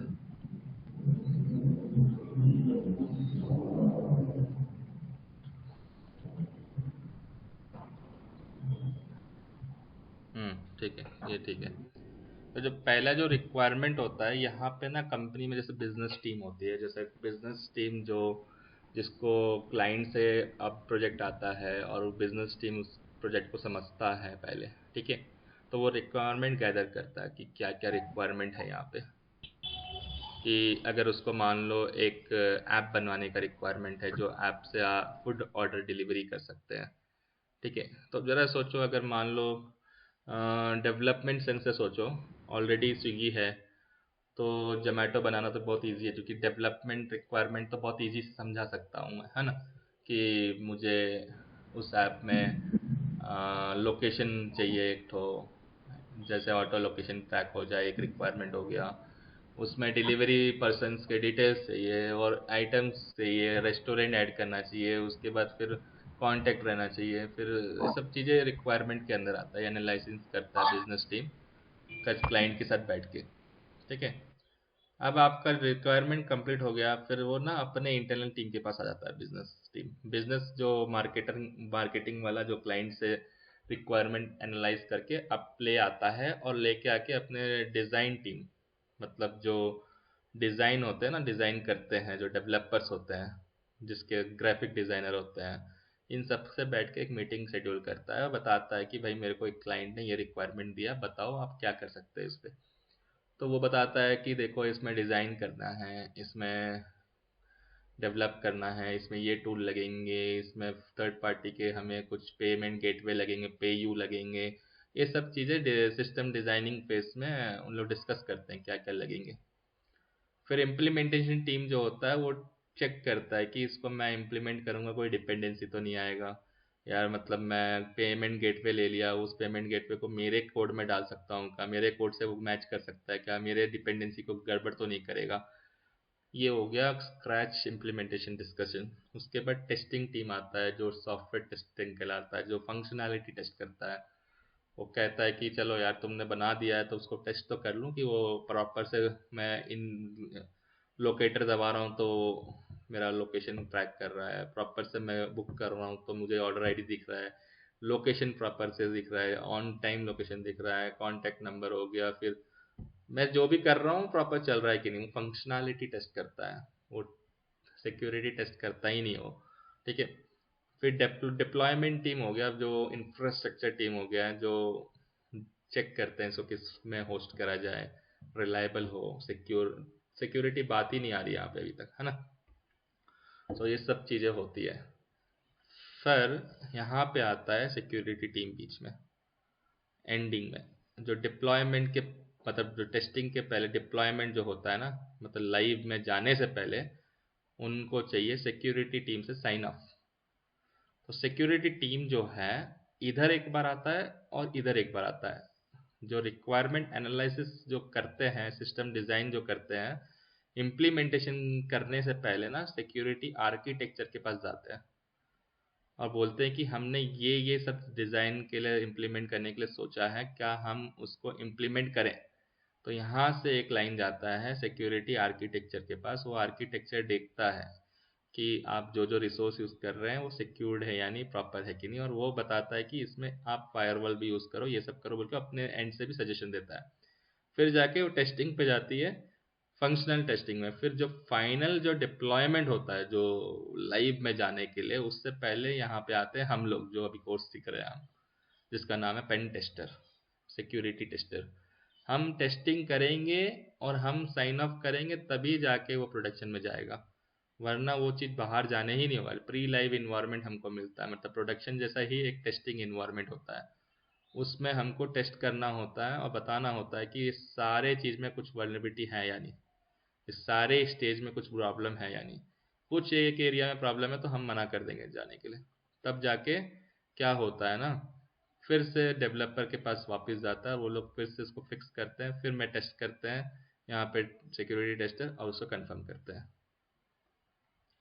इतना समझ में आया सबको? हाँ जी। Yes sir. हाँ भैया। लास्ट होता है मेंटेनेंस, जो ऑनगोइंग मेंटेनेंस हर कंपनी में होता है। टीसीएस हो गया, विप्रो हो गया, या गूगल हो गया, माइक्रोसॉफ्ट हो गया, आपका अमेजन हो गया, फ्लिपकार्ट हो गया। मेंटेनेंस तो हो रहा है तभी ना इंजीनियर्स हायर कर रहे हैं, तभी सिक्योरिटी टीम हायर कर रहे हैं। कुछ अटैक हो गया, मेंटेनेंस के पार्ट है, खत्म। ये डिज़ाइन फॉल वाटरफॉल समझ में आया हमें, ठीक है। Now going to this slide, insecure design, जो सिंपल आप वर्ड से समझ गए होंगे क्या हो रहा है अभी यहाँ पे। Like security was not plan from the start, design flaw exist. कहीं पे प्रॉपर सिक्योरिटी स्टार्टिंग से ही मिसिंग है। मैंने वहाँ पे फायरवॉल तो रख दिया मगर उसके अंदर मैंने रेट लिमिट ही नहीं लगाया।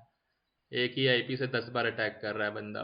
1 मिनट में अगर मुझे लॉगिन करना है तो मैं कितने बार हिट करूँगा लॉगिन पेज में? 3-4 बार करूँगा ज़्यादा से ज़्यादा। मगर एक ही मिनट में अगर मैं 100 बार हिट कर रहा हूँ और वहाँ पे एक्सेप्ट हो रहा है मेरा हिट, मतलब एक्चुअली जो रूल्स है 5 बार में ब्लॉक हो जाना, मैं ब्लॉक नहीं हो रहा, मतलब कहीं ना कहीं डिज़ाइन फ्लॉ में गड़बड़ है। हमने यूज़ ही नहीं किया फायरवॉल, यहाँ पे कहीं पे भूल गए फायरवॉल यूज़ करना, या हो सकता है हमने कुछ सिक्योरिटी चीज़ें छोड़ दी हैं यहाँ पे। इनसिक्योर डिज़ाइन प्रॉपर नहीं होता है, उन फेसेस में कुछ प्रॉब्लम होता है, इम्प्लीमेंटेशन करेक्ट से नहीं होता है, तब ये इशू आता है। आर्किटेक्चर रिव्यू प्रॉपर से नहीं किया हो, या फिर इम्प्लीमेंटेशन टीम ने प्रॉपर से आर्किटेक्चर रिव्यू जो ने बताया था सिक्योरिटी वालों ने वैसा नहीं किया। तो इसको फ्लॉ को हम कहाँ पे कैप्चर करते हैं? दैट्स व्हाट मैंने बताया ना, यहाँ पे सिक्योरिटी टेस्टर इधर पे टेस्ट हो जाती है वो डिप्लॉयमेंट से पहले ही। वो हमारा जो साइबर सिक्योरिटी टीम होता है जो सिक्योरिटी टेस्टिंग करता है वो लोग कैच कर लेते हैं यहाँ पे, ठीक है। उनसे भी मिस होता है तो थर्ड पार्टी टेस्टर होते हैं अलग लोग, वो भी करते हैं। उनसे भी मिस होता है तो यहाँ पे टूल्स होता है। ऐसे 3-4 जगह में जाके वो टेस्ट होता है। एक मैनुअल टेस्ट होता है, फिर एक टूल पे टेस्ट होता है, फिर उसके बाद एक थर्ड पार्टी टेस्टर होता है, फिर जाके वो जाता है प्रोडक्शन में। प्रोडक्शन में जाने के पहले कितने सारे चीज़ टेस्ट हो चुके हैं उस पर, फिर जाके वो प्रोडक्शन में बैठा है। नहीं तो अगर ऐसे ही कोई वेबसाइट बना देगा रख देगा प्रोडक्शन में तो रातों रात गायब हो जाएगा। आज अगर मान लो मेरे अंदर कुछ एक बिजनेस आइडिया आ गया, मैंने सोचा कि यार क्यों मैं इंडिया में ही टारगेट करूं कि एक सिटी को मैं फूड डिलीवरी करने का, उससे बेहतर मैं हाईवे में क्यों ना डाल दूं ये चीज़ जो दुनिया सब ट्रैवल कर रही है आज। एक फूड डिलीवरी ऐप बना देता हूँ जो हाईवे वालों को भी मतलब यूज़ हो जाएगा। किसको पता है कि आज यहाँ से दिल्ली से बॉम्बे जा रहा है, दिल्ली से हैदराबाद जा रहा है, रास्ता में रेस्टोरेंट मिलेगा कि नहीं, नाइट को कौन से रेस्टोरेंट में रुकूं, सेफ्टी है कि नहीं। ऐसा कुछ ऐप मिल जाए जहाँ मैं बुक कर दूं और जाके क्लिक कर जाए और 10 मिनट के बाद मैं जो होटल में जाऊँ मुझे पूरा हाइजीनिक टॉयलेट मिले, हाइजीनिक चीज़ें मिले। अगर मेरा ऐप इतना क्लिकेबल है तो मेरे कॉम्पिटिटर भी बहुत होंगे। अब मैंने जैसे ही डाला वो मेरा ऐप लाइव किया तो कल ही मेरा हैक हो गया, अगर मैंने प्रॉपर सिक्योरिटी चेक्स नहीं किया है। This is called insecure design error, right. So इसके वजह से देखो क्या होता है, bank systems allow unlimited PIN attempts, जो अनलिमिटेड होना ही नहीं है। बैंक आईटीएम कितना बार तुम रॉन्ग पिन दबाओ तो ब्लॉक हो जाता है, राइट। Third time. तो फिर ये इधर अनलिमिटेड क्यों अलाउड कर रहा है? एप्पल आई क्लाउड कुछ है 2014 में, find my iPhone API lack brute force protection allowing attackers to repeatedly guess password until they succeed। अब उसके अंदर ना कुछ रेट लिमिट ही नहीं है, ब्रूट फोर्स अटैक हो रहा है, मतलब कंटिन्यूस लाखों बार ट्राई कर रहा है पासवर्ड निकालने का। तो ब्लॉक नहीं होने की वजह से एप्पल जैसे कंपनी में ही हैक हो चुका है ये अटैक। ये सब चीज़ें हुई चीज़ें बता रही है, रियल वर्ल्ड एग्जाम्पल। तो इस तरीके से कितना बड़ा लॉस हो गया। एप्पल तो करोड़ों में, मतलब छोटी छोटी वल्नरेबिलिटी भी निकालोगे तो करोड़ों रुपए पे करता है, उसके जैसे कंपनी में अटैक हो गया। तो जस्ट इमेजिन रियल टाइम में क्या क्या नहीं हो सकता है। ये तो रियल टाइम का ही एग्जाम्पल है, right. Why it's dangerous, design flaw equal to system wide failure, hard to fix, easy to exploit. अब ये डिज़ाइन हो गया, फिर ना फिक्स करना सच में कभी कभार हार्ड हो जाता है, क्योंकि ना डिज़ाइन हो जाता है तो उसमें डिपेंडेंसी बन जाती है कि ये चीज़ इसके लिए ही डिज़ाइन हुआ, ये चीज़ इसके लिए ही डिज़ाइन हुआ। अब मैं उसको चेंज करूँ तो उसके डिपेंडेंसी चीज़ को कैसे चेंज करूँ, फिक्स करना बहुत दिक्कत भी होता है कभी कभार ये चीज़ें। इसलिए ना गो लाइव से पहले ही उसको फिक्स कर दिया जाए तो ठीक है। Any doubt here insecure design? No sir. देखो ये चीज़ें बहुत स्ट्रेट फॉरवर्ड चीज़ें हैं। इंजेक्शन और क्रिप्टोग्राफिक फेलियर, ये थोड़ा सा आपको टेक्निकली अंदर घुसना पड़ता है और करना है। ये चीज़ें थोड़ा स्ट्रेट फॉरवर्ड ही आपको समझ में आ जाएगा, क्योंकि इसमें ना वल्नरेबिलिटी बहुत स्ट्रेट फॉरवर्ड रहते हैं, मगर इसको ढूंढने का तरीका टेक्निकल रहता है, ठीक है। आप चीज़ें समझ रहे हो चेकलिस्ट अभी, बट जब आप पेनिट्रेशन टेस्टिंग करोगे तो आप वहाँ पे इंजेक्ट करोगे, आप वहाँ पे ट्राई करोगे कि क्या बोलते हैं मैं सच में उसके अंदर ब्रूट फोर्स कर पा रहा हूँ मल्टीपल टाइम्स। अब उसने बोला कि यार ब्रूट फोर्स नहीं कर पाओगे तुम, क्योंकि मैंने फायरवॉल में कॉन्फ़िगर कर दिया है कि एक आईपी से 1 मिनट में 10 रिक्वेस्ट आ रहा है, मतलब वो कुछ मैलिशियस इंटेंशन से घुस रहा है अंदर, मैंने ब्लॉक कर दिया उसको, ठीक है। तो अब मैं उसको बाईपास किया कुछ रैंडम वीपीएन यूज़ करके, जो बाईपास कर दिया मल्टीपल आईपी चेंज करके, ऐसा कुछ होता है। तो डिज़ाइन को फ्लॉ को बाईपास करने के लिए हमें बफशूट का टूल यूज़ करना पड़ेगा इस तरह से, और हमें इसके अंदर इंट्रूडर को यूज़ करना पड़ेगा, इसके अंदर रिपीटर को यूज़ करना पड़ेगा। ये टूल के अंदर ये सब चीज़ों के बारे में हम डिस्कस करेंगे। ये क्या होता है टारगेट, ये क्या होता है प्रॉक्सी, ये क्या होता है रिपीटर, इंट्रूडर क्या होता है, कोलैबोरेटर क्या होता है, सीक्वेंसर क्या होता है, डिकोडर क्या होता है, कंपेयर क्या होता है, ये सब चीज़ आपको जानना जरूरी है, फिर ये टूल यूज़ करना आप, है ना। ठीक है, इतना क्लियर है। Now yes sir. we now understand security misconfiguration. Checklist 5. Security misconfiguration: the system is configured incorrectly or insecurely. अब सिंपल सा एग्जांपल ले लो कि AWS में सभी लोग माइग्रेट हो चुके हैं, कंपनी सारे कंपनी अभी AWS पे माइग्रेटेड है। अब उसके अंदर S3 बकेट है जहाँ पे डेटा रहता है हमारा। ये तो आप थोड़ा जिसको AWS के बारे में पता होगा, पता ही होगा ना, S3 बकेट जहाँ पे हम डेटा रखते हैं, सेव करते हैं, राइट। अब वो किसी पैरामीटर से ओपन होता है। अब वो पैरामीटर ऑथराइज नहीं है और वो एप्लीकेशन, मान लो फॉर एग्जांपल एक एप्लीकेशन, एक कंपनी है जो अपना वेबसाइट पे बुक्स रखता है, बुक सेल करता है, और उसके सारे बुक S3 बकेट पे पड़े हुए हैं, और वो S3 बकेट के अंदर कोई ऑथराइजेशन नहीं है। डायरेक्ट वेबसाइट में उस बंदे ने आइडेंटिफाई किया कुछ डिफरेंट कीवर्ड से, फाइल वो अपलोड ऐसे करके, और अपलोड के अंदर घुस गया और S3 बकेट पूरा ओपनली देख लिया हो। तो सिक्योरिटी मिसकॉन्फ़िगरेशन जो होता है बेसिकली आपके गलत पोर्ट्स ओपन है, मान लो आपको 3306 पोर्ट्स ओपन है पब्लिकली, जैसे हमने डिस्कस किया था nmap में, जो सर्वर में गलत पोर्ट्स ओपन रख देते हैं जिसका यूज़ करके अटैकर घुस जाता है।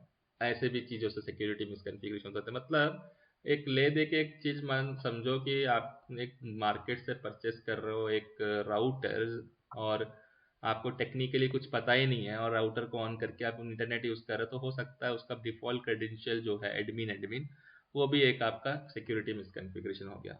हर चीज़ को हमें कॉन्फ़िगर करना पड़ता है, वो भी प्रॉपर गाइडलाइन से कॉन्फ़िगर करना पड़ता है। ह्यूमन बीइंग मिस्टेक से ही होता है सिक्योरिटी मिसकॉन्फ़िगरेशन।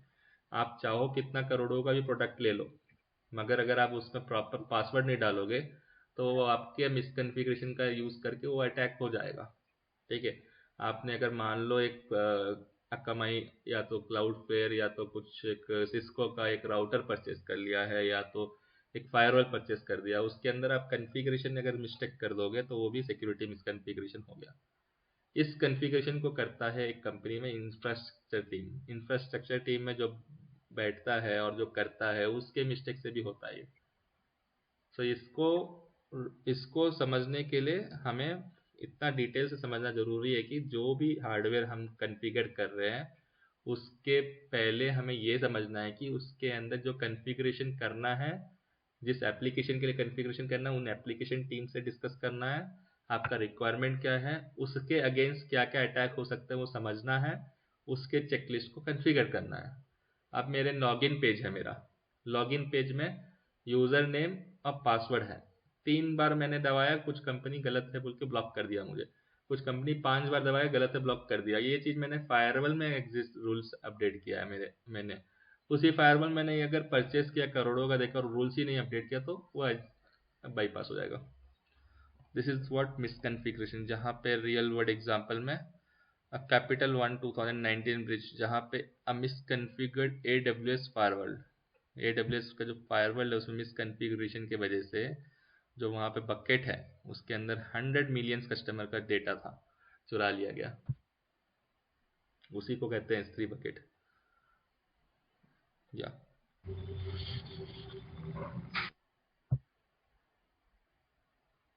क्लियर यहाँ तक? Clear sir. देखो यहाँ पे लिखा a simple mistake can lead to massive breaches. अब सिंपल ही ये तो है, मतलब सब कुछ है मेरे पास, मैंने बस उसको पढ़ा नहीं और कॉन्फ़िगर नहीं किया। अभी ऐसा है ना, देखो मोबाइल भी हम परचेस करते हैं या फिर कुछ हार्ड डिस्क परचेस करते हैं, हर के साथ एक तो रहता है एक हाउ टू कॉन्फ़िगर। कार भी लेते हो तो उसमें भी दिया रहता है कैसे ही ड्राइव करना है, इंस्ट्रक्शन गाइड रहता है ना, उसको यूज़ करके भी करोगे तो छोटी मोटी चीज़ें तो कॉन्फ़िगर कर ही लोगे। उसमें भी आजकल चैट GPT है, कैसे कॉन्फ़िगर करना देख लिया। ऐसा होता है कि कॉन्फ़िगरेशन जो है हमारे ही मिस्टेक से गड़बड़ हो जाती है अगर हम नहीं करें correct configuration. Vulnerable and outdated components, इसको अगर इस तरह से समझो, ये वेबसाइट है, इस वेबसाइट के अंदर अगर मुझे nmap आता है तो मैं इस वेबसाइट के अंदर टूल क्या क्या यूज़ हो रहा है, थर्ड पार्टी क्या क्या एक्सटेंशन यूज़ हो रहा है, वो मैं देख सकता हूँ। जैसे मेरे पास एक एक्सटेंशन है, उसका यूज़ करके मैं यहाँ पे देख पा रहा हूँ इन लोग यूज़ कर रहे हैं jQuery। अब jQuery का वर्जन है 2.2.4, jQuery 2.2.4, jQuery 2.2.4 वर्जन में क्या है,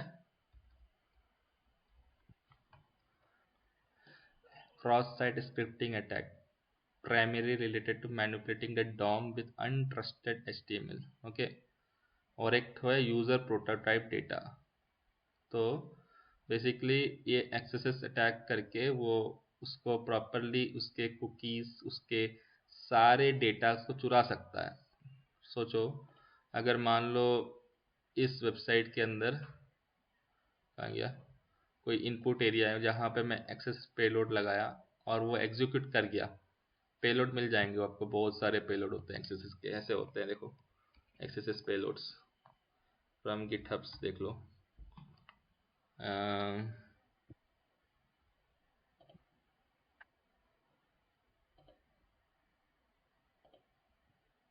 देखो सारे पेलोड्स हैं, ऐसे पेलोड्स होते हैं। जैसे मैंने पिक किया कोई ऐसा, कोई एक पेलोड पिक कर लेने का, यहाँ से ऐसे ट्राई करते रहना है कोई पेलोड्स वर्क करेगा यहाँ पे कि नहीं। तो फॉर एग्जांपल सर्च में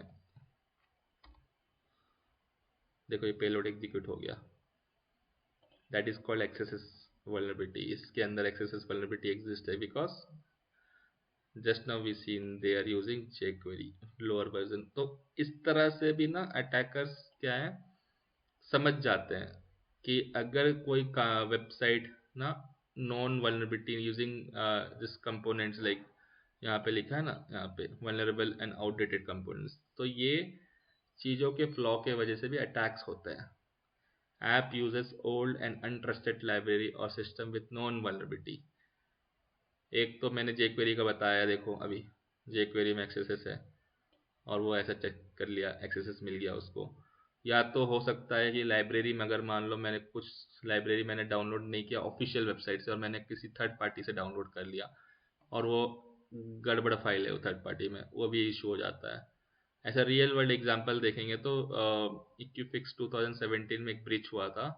They did not patch a well-known vulnerability in Apache Instructs, allowing attacker to break in. एक Apache था, जैसे इधर भी Apache शायद यूज हो रहा है इन लोगों का Angular JS यूज हो रहा है और Node.js यूज हो रहा है प्रोग्रामिंग में। सर्वर का जो है बैकएंड का कुछ चीज़ें दिखते नहीं है तो हमको nmap से करना पड़ता है, हर चीज़ रिवील नहीं होगा। तो इस तरह से ना हम उसमें देख सकते हैं चीज़ें। तो अटैक्स जो होती है बेसिकली हमारे ही गलती से ही होता है। जो वेबसाइट बनाता है डेवलपर, वो अगर मान लो कुछ गलत चीज़ यूज़ कर रहा है, मतलब ओल्ड वर्जन यूज़ कर रहा है जिसको अपग्रेड नहीं कर रहा है, पैच नहीं कर रहा है टाइम टू टाइम, तो उसमें वल्नरेबिलिटी आता है। क्योंकि इन लोगों ने ऑलरेडी बोल चुका है कि ये वाला वर्जन में ऑलरेडी वल्नरेबिलिटी एग्जिस्ट करता है, you should not use this vulnerability. jQuery का लेटेस्ट वर्जन जो है वो कुछ और होगा। देखिए आप jQuery का लेटेस्ट वर्जन जो होगा ये 3.7.1। तो अकॉर्डिंग टू दिस हमको ना कैसे सर्च करना है, हमें अपने टूल यूज़ करना है, हमें फाइंड आउट करना है यार कुछ वल्नरेबिलिटी मिल रहा है क्या इसके अंदर जिसमें नॉन कंपोनेंट्स है। अभी हमने जैसे लाइव में चेक किया, जैसे यहाँ पे पता कर लिया यार इसमें ये नॉन कंपोनेंट्स दिख रहा है, तो ये रिपोर्ट करो डेवलपर्स को, you should upgrade this thing. Because of this हमें बहुत सारे अटैक्स होने के चांसेस है वेबसाइट में, तब जाके ये चीज़ फ्लॉ, इसी फ्लॉ के अंदर से हमें ये पकड़ में आता है, vulnerable and outdated components. Clear? Yes sir. तो सिंपल टर्म्स में देखा जाए तो बहुत सिंपली समझ में आ रहा है, उतना ही सिंपल है करते वक्त भी, बट थोड़ा सा ना हमें थोड़ा मतलब थोड़ा बियॉन्ड द लेवल समझने के अलावा टेस्ट के समय थोड़ा हमको पेशेंस रखने की ज़रूरत होती है। ऐसा नहीं कि आप एक बार डाले पेलोड आपको अटैक हो जाएगा, ठीक है। आपको मल्टीपल चेंज करना पड़ता है, प्रैक्टिस करना पड़ता है, बिना प्रैक्टिस तो कुछ होगा ही नहीं ये चीज़।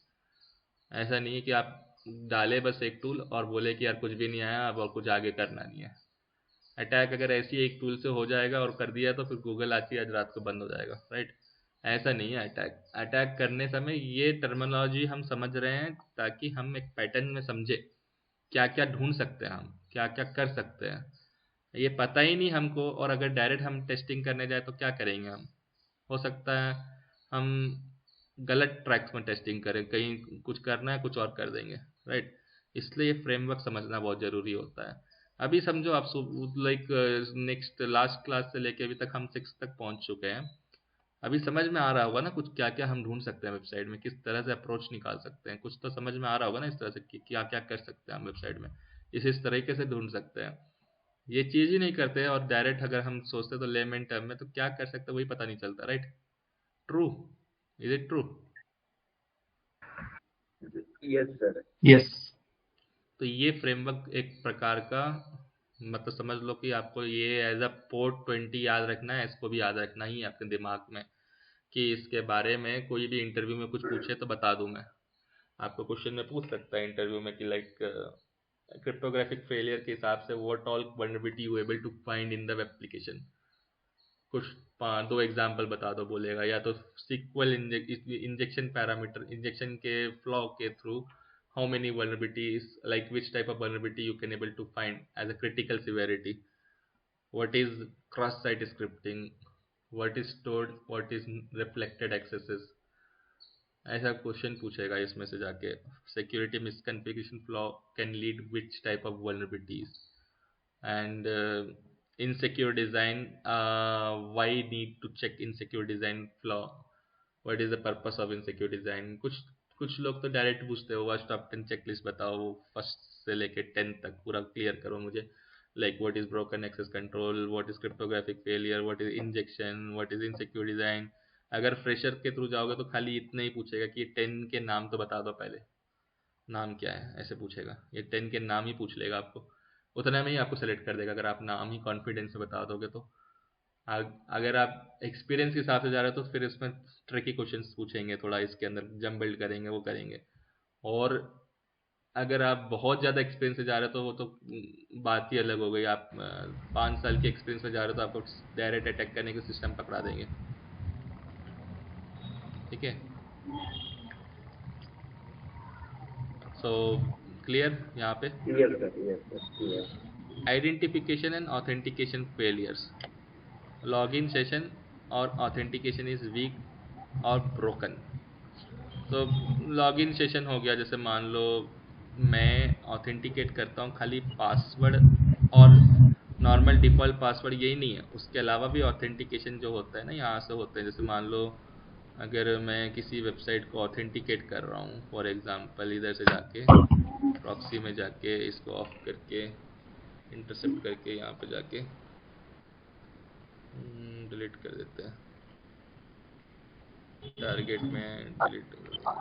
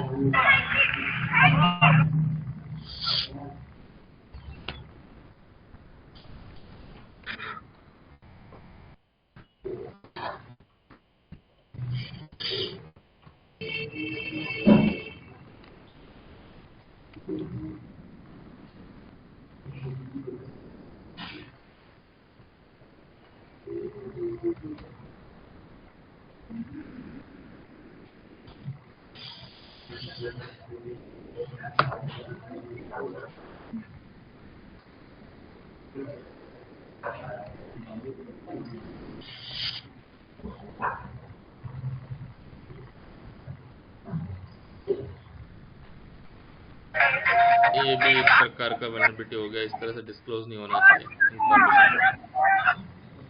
म्यूट कीजिए ना भैया।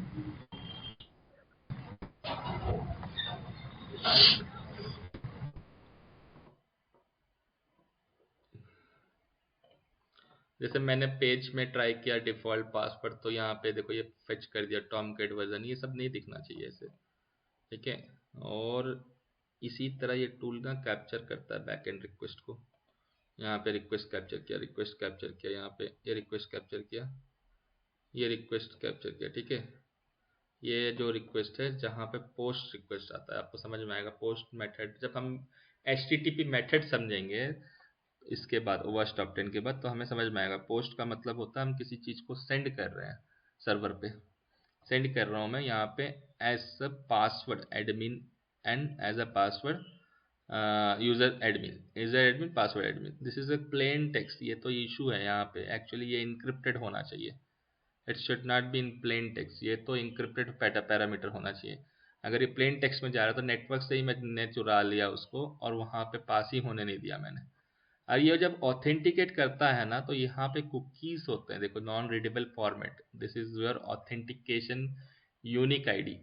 इसका भी यूज़ करके कोई टेम्परिंग कर लेता है और ये मान लो कि आपका अकाउंट लॉगिन हो गया है, इसी कुकीज को मैंने कॉपी करके रीडिज़ाइन करके अपना एक डिटेल डाल दिया और सेंड कर दिया, तो हो सकता है आपका हट जाएगा प्रिविलेज, मेरे को मिल जाएगा प्रिविलेज।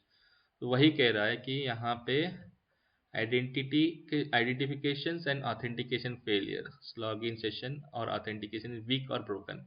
अगर उसका ऑथेंटिकेशन में जो ये इंक्रिप्शन मेथड यूज़ किया है कुकीज़ के अंदर वो प्रॉपर नहीं है, प्रॉपर नॉर्मली ये वीक हो जाएगी, तो प्रॉपर होगा यहाँ पे। अगर मैं इसको डिकोडर में जाके वीकली समझो तो इसको प्लेन में कन्वर्ट करने का देखता हूँ मैं। देखो प्लेन में तो हो नहीं रहा कन्वर्ट, बट ये अगर हो जाता है तो वहाँ पे इसकी कुछ प्रॉब्लम है, तो उसी का यूज़ करके हम उसी के ऑथेंटिकेशन को हम अपने में रिप्लेस कर सकते हैं। वरना एक और एग्जांपल अगर आप ऐसे समझो तो यहाँ पे जो प्लेन टेक्स्ट जा रहा है ये यहाँ पे, इसको मैं रिपीटर में सेंड करके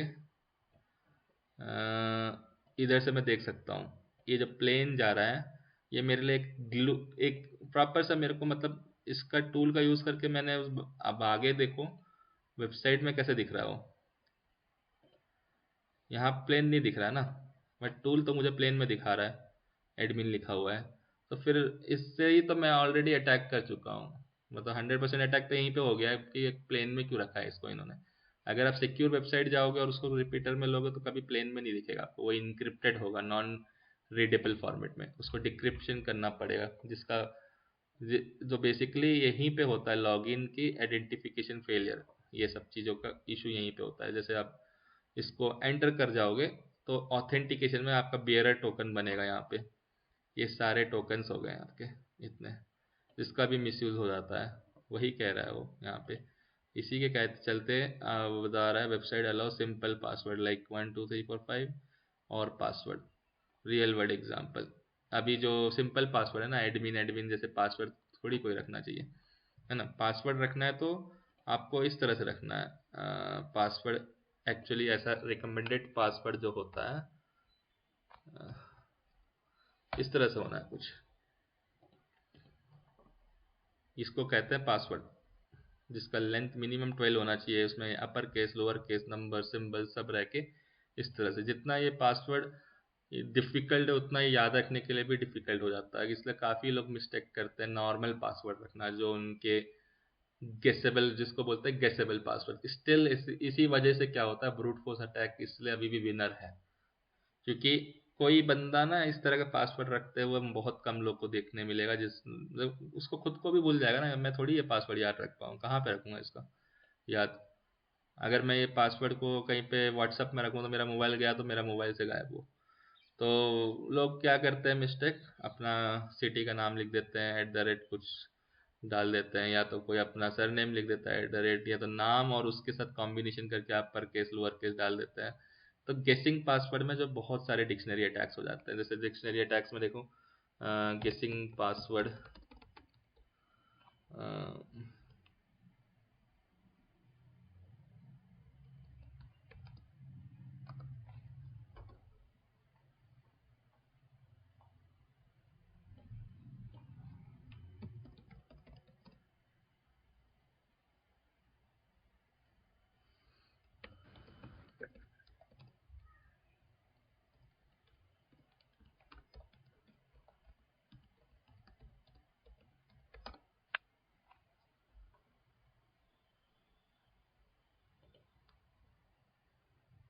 देखो यहाँ पे कितने सारे लाखों लाखों पासवर्ड पड़े हुए हैं, इसको उठा लो, बहुत सारे कॉम्बिनेशन मिल जाएंगे इसमें। ज्यादा है कॉम्बिनेशन, मतलब स्मॉल में ही, लोअर केस में ही रहता है। अब यहाँ पे कुछ भी प्रिडिक्ट नहीं कर सकते हैं, मतलब इट्स ऑल गेसिंग, कौन कैसे रखता है, but most of the thing यहाँ पे मिल जाएंगे।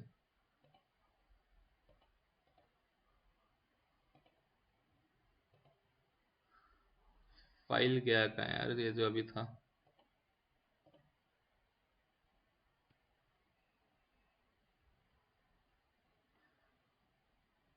ओके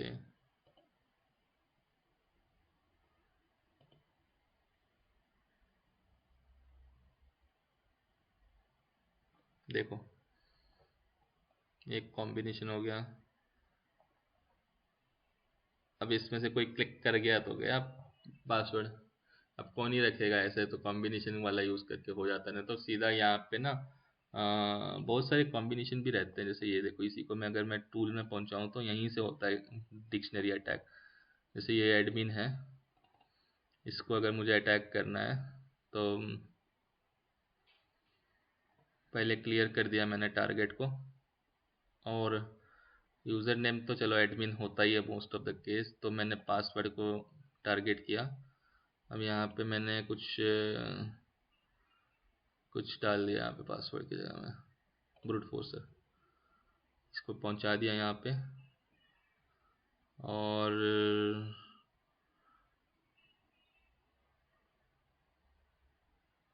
रिसोर्स पुल जो है, इसको मैंने दे दिया कुछ गैप, एक एक रिक्वेस्ट पे कुछ गैप दे दिया मैंने। जो मान लो 200 डाल दिया, 200 मिलीसेकेंड, उतना गैप देने चाहिए, नहीं तो तुरंत वो यहाँ से ब्लॉक हो जाता है। कुछ वेबसाइट मुझे ब्लॉक कर देता है, ठीक है। Now will start attack. So attack कुछ इस तरह चलता है, देखो ये ट्राई करेगा अपने आप मल्टीपल चीज़ें उस पर। जहाँ पे आपका लेंथ में चेंजेस आया, मतलब वो पेज कुछ हो रहा है, ऑथेंटिकेट हो पा रहा है वो। अटैक इस तरह से होता है। तो ये चीज़ें ना, गेसिंग अटैक में थोड़ा टाइम लग जाता है, कभी कभार बहुत टाइम लग जाता है। ऐसा नहीं कि हमेशा ही वो वर्कआउट कर जाएगा, मगर कभी कभार वर्कआउट बहुत जगह में कर जाता है, क्योंकि कुछ लोग डिफ़ॉल्ट पासवर्ड रख लेते हैं, कुछ लोग चेंज नहीं करते हैं, तो ये सारी चीज़ें होती है इस पर। तो उबर पे ना, जो उबर वालों ने जो अपना क्रेडेंशियल है ना, उसको गिटहब में रखा था। गिटहब में वो भी जो पब्लिक गिटहब होता है रेपोजिटरी में, और उसका जो डिफ़ॉल्ट क्रेडेंशियल रख दिया था उसने, उसके चलते किसी बंदे ने 57 मिलियन राइडर्स एंड ड्राइवर्स का चुरा लिया डेटा 2016 में। शायद हम लोग का भी हो सकता है उसमें डिटेल्स, तो इसलिए डेंजर है ये। So hackers can log in as a real user, but if hackers के पास बिना कुछ करे ऐसे ही पकड़ के मिल गया डेटा, ये लोग क्या करते हैं, उसको चुराते हैं, फिर उसको डार्क वेब में बेचते हैं पैसे कमाने के चक्कर में। अगर ऐसे डेटा मिले तो बिना अटैक करे रियल यूजर जैसे ही वो एक्ट कर सकता है, जो मेरा अकाउंट में मैं कर सकता हूँ ऐसा। भैया अभी ये जो नया है कि प्रॉक्सी अर्थ, भैया पासवर्ड नहीं वो रहता, एक मिनट, पासवर्ड नहीं रहता, बस ओटीपी से लॉगिन होता है। हाँ, तो वो सेफर है? सेफर है। देखो अभी ना, मैं देखो सेफर के बारे में बोलूँ तो ऑफकोर्स यस, बिकॉज वो MFA यूज़ कर रहा है, ठीक है, मल्टी फैक्टर ऑथेंटिकेशन बोलते हैं जिसको। अगर हम नॉर्मल यूज़र नेम पासवर्ड पास करते हैं वो रिस्क है, उसके अंदर हम बचाना चाहें तो इस लेवल में बचा सकते हैं। ये वेबसाइट है जैसे, यहाँ पे पीछे रेट लिमिट लगा सकते हैं, मतलब लॉग इन अटेम्प्ट लॉकआउट कर सकते हैं, 5 बार गलत दबाए तो लॉक हो जाए। इस तरीके से हम बचा सकते हैं इसको, ठीक है।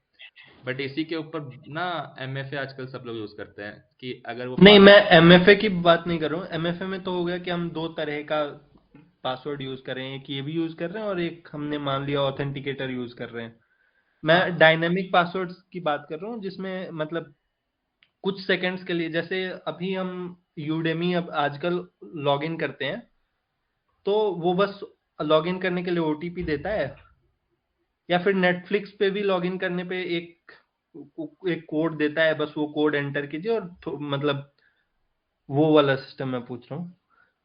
मतलब खाली ओटीपी से जो लॉगिन हो जाता है, हाँ, तो वो तो पासवर्ड की पीछे जरूरत नहीं होती। नहीं, तो पीछे तो वो एक बार तो साइन ऑन करेगा ना, बिना साइन ऑन से तो वो करेगा नहीं ना, डायरेक्ट वो साइन ऑन ऑथेंटिकेट कैसे करेगा? योर मोबाइल नंबर रजिस्टर के वक्त लेगा एंड उसके बाद ही जाके ऑथेंटिकेट कर रहा है ना वो। अभी मतलब अगर उडीमी में अगर आप जा रहे हो, लॉगिन कर रहे हो, खाली ओटीपी तो आपके मोबाइल में आ रहा है ना, वो आपका मोबाइल नंबर आपने दिया होगा ना, ईमेल आईडी तो दिया होगा ना आपने रजिस्टर करते वक्त। हाँ, आप जब ईमेल आईडी यूज कर रहा है और पासवर्ड के बदले लाइक ओटीपी यूज कर रहा है।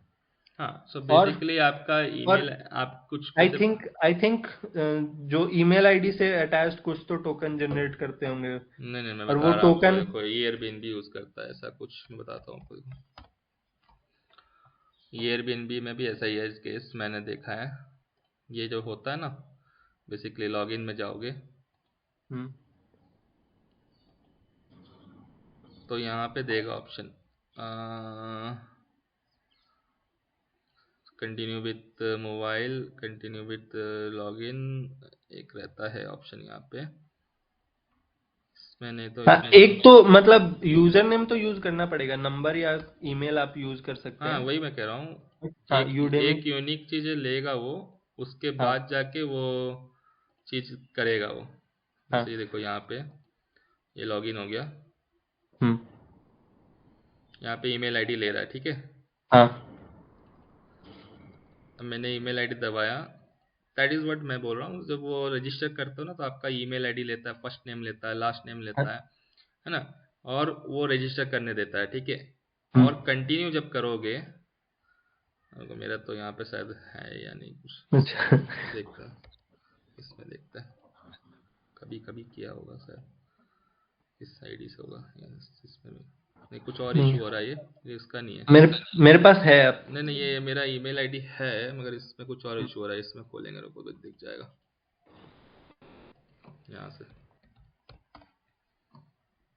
वो प्रॉक्सी की वजह से ब्लॉक कर रहा है मुझे।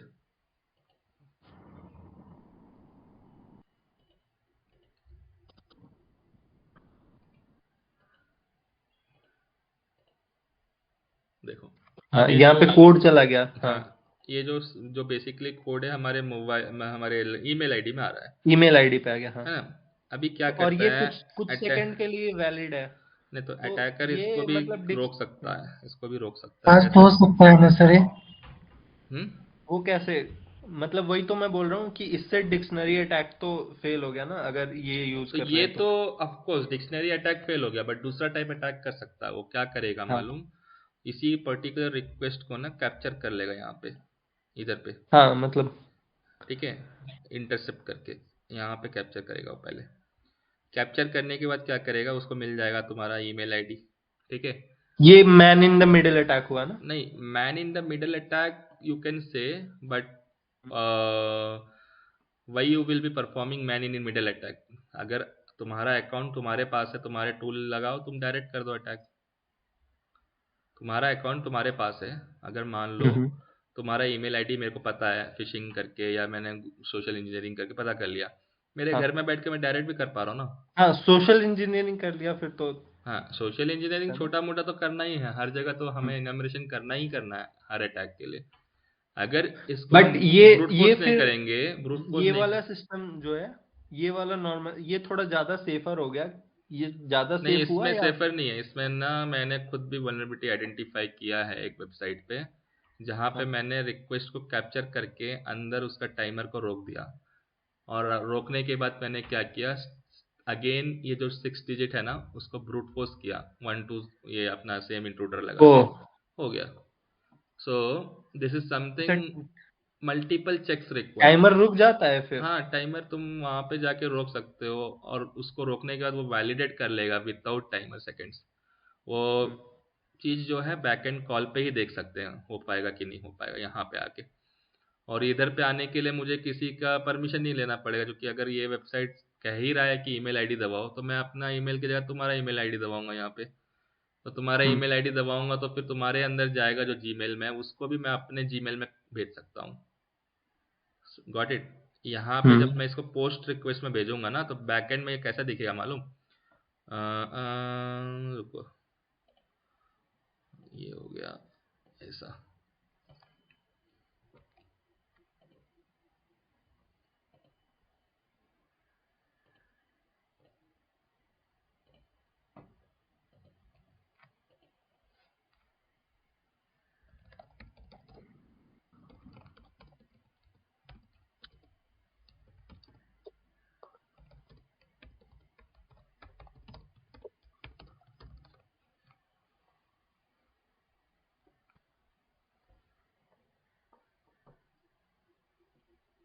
देख रहे हो?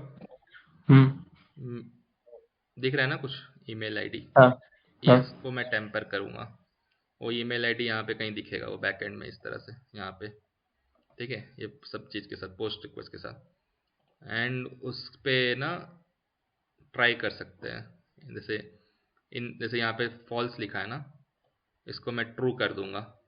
मैसेज जो इनवैलिड वेरिफिकेशन कोड है ना, इसको ट्रू कर दूंगा, तो यहाँ पे मेरे को कुछ OTP डालने की भी जरूरत नहीं पड़ेगी। एनी नंबर 1 2 3 4 भी डाल दूंगा तो एक्सेप्ट कर लेगा। ये तो बहुत ही एक बड़े एयरलाइन में भी मैंने देखा है इस टाइप का वल्नरेबिलिटी।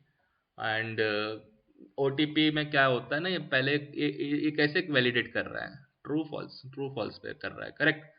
अगर मैं फॉल्स के हटा देता हूँ, खाली ट्रू कर देता हूँ, तो सर्वर एक्सेप्ट कर रहा है मेरा रॉन्ग को भी एज अ वैलिड वर्ड।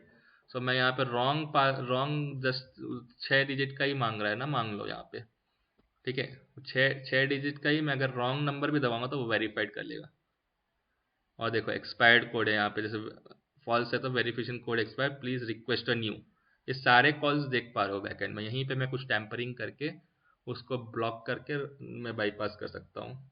और एक ऐसा भी केस होता है कि उसका जो होल्ड करके मैं उस ड्यूरेशन में उसका मैं एक्चुअल पासवर्ड ब्रूट फोर्स भी कर सकता हूँ।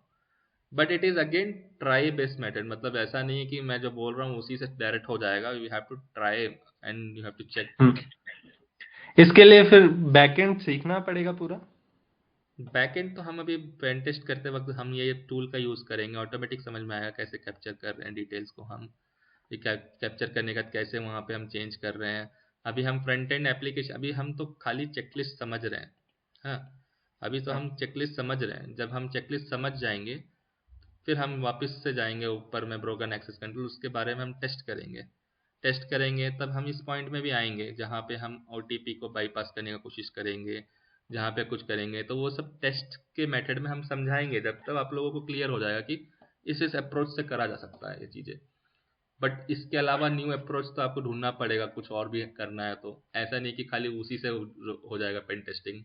आगे भी आपको रिसर्च करना पड़ेगा और उसके ऊपर ढूंढना पड़ेगा, क्योंकि ये तो एक प्रकार का MFA हो गया। कुछ लोग ऑथेंटिकेटर यूज़ करते हैं, जहाँ पे आपके ऑथेंटिकेट ऐप होते हैं ना, जो ऑथेंटिकेट ऐप माइक्रोसॉफ्ट का, वो में आता है, गूगल ऑथेंटिकेटर में आता है, जहाँ पे आपको एक पासकोड आता है, वो दबाना पड़ता है कुछ सेकंड पे, देन आपका ऑथेंटिकेट होता है। वो ज़्यादा सिक्योर होता है, उसमें थोड़ा चांसेस कम होते हैं एक्सप्लॉइट और होने जो के। नंबर भेजती है 63 हाँ और हाँ, 66 ऐसे करके।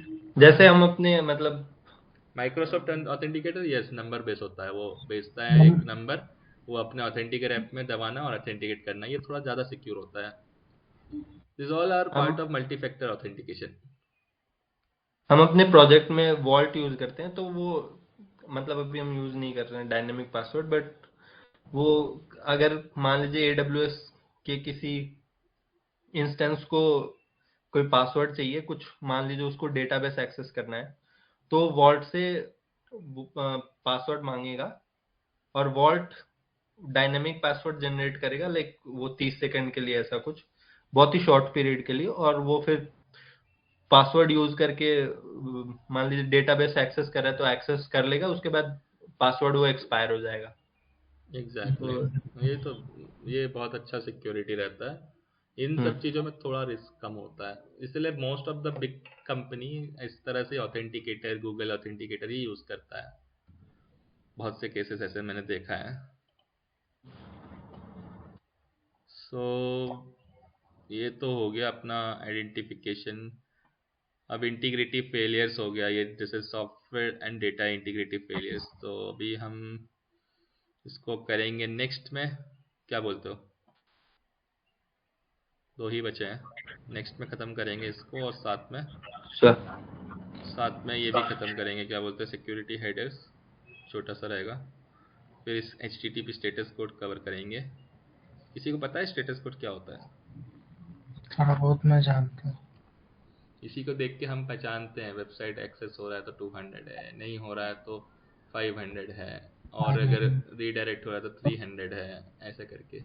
बहुत ज़रूरी है जानना है टेस्टिंग के वक्त, आपको ये सब चीज़ें यहाँ पे देखना है ना, क्योंकि आप जब काम करोगे इस पे सेंड करोगे, यहाँ पे सेंड करोगे तो यहाँ पे क्या आया 302, मतलब ये रीडायरेक्ट हुआ है, ऐसे सब चीज़ें समझना है हमें। उसके बाद ये पोस्ट मेथड क्या है, ये इसको बोलते हैं HTTP गेट मेथड्स, मतलब ये पोस्ट क्या होता है, यहाँ पे पुट क्या होता है, डिलीट क्या होता है, इंसर्ट क्या होता है, गेट क्या होता है। जब ये जान लेंगे फिर सिक्योरिटी हेडर्स होगा, ये सारे जानना है हमें, हेडर्स क्यों क्यों यूज़ होते हैं, किस हेडर से क्या होता है। ये जान जाने के बाद जाके पेन टेस्ट करेंगे तो ये चीज़ें समझ में आने लगी है। यहाँ पे पोस्ट हो रहा है, यहाँ पे लॉगिन पेज पे पोस्ट हो रहा है, जिसका होस्ट है demo.testfire, जिसका कुकीज़ है मतलब ऑथेंटिकेशन कुकीज़ है, ये यूनिक कुकीज़ होता है फॉर यूनिक रिक्वेस्ट, इसके लेंथ सब 37 है। फिर ये कैश कंट्रोल क्या है, इसकी एक्सपायरी पीरियड क्या है। फिर इस तरह से ये जो है इसका हम जो ब्राउज़र यूज़ कर रहे हैं उसका डिटेल दिखा रहा है। ये क्रोमियम ब्राउज़र है, ये क्रोमियम ब्राउज़र है, इसका डिटेल बता रहा है। ऐसे ही फिर ओरिजिन क्या है, यहाँ पे अगर मान लो ये ओरिजिन में वाइल्ड कार्ड लगा है तो मैं दूसरी वेबसाइट को यहाँ पे इम्प्लीमेंट कर सकता हूँ। फिर इसका सिक्योरिटी हेडर्स कितने होते हैं, यहाँ पे देखो हेडर्स के बारे में दिखाया है, ये सारे हेडर्स आपको जानना है, सिक्योरिटी हेडर्स।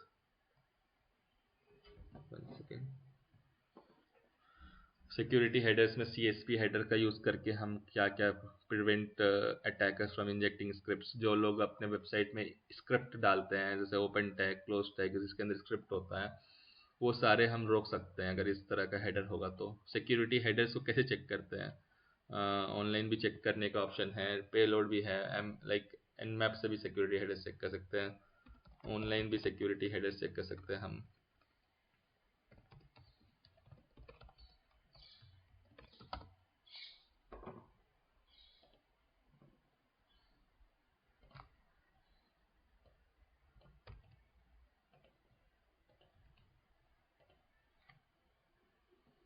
जैसे यहाँ पे स्ट्रिक्ट ट्रांसपोर्ट सिक्योरिटी मिसिंग है, यहाँ पे CSP मिसिंग है, रेफरर पॉलिसी मिसिंग है, परमिशन पॉलिसी मिसिंग है। इस तरह से हम समझ सकते हैं इसमें हम क्या क्या अटैक करने का ट्राई करना है। दिस ऑल आर मैटर्स, बहुत इंपॉर्टेंट होते हैं ये सब चीज़ें समझना।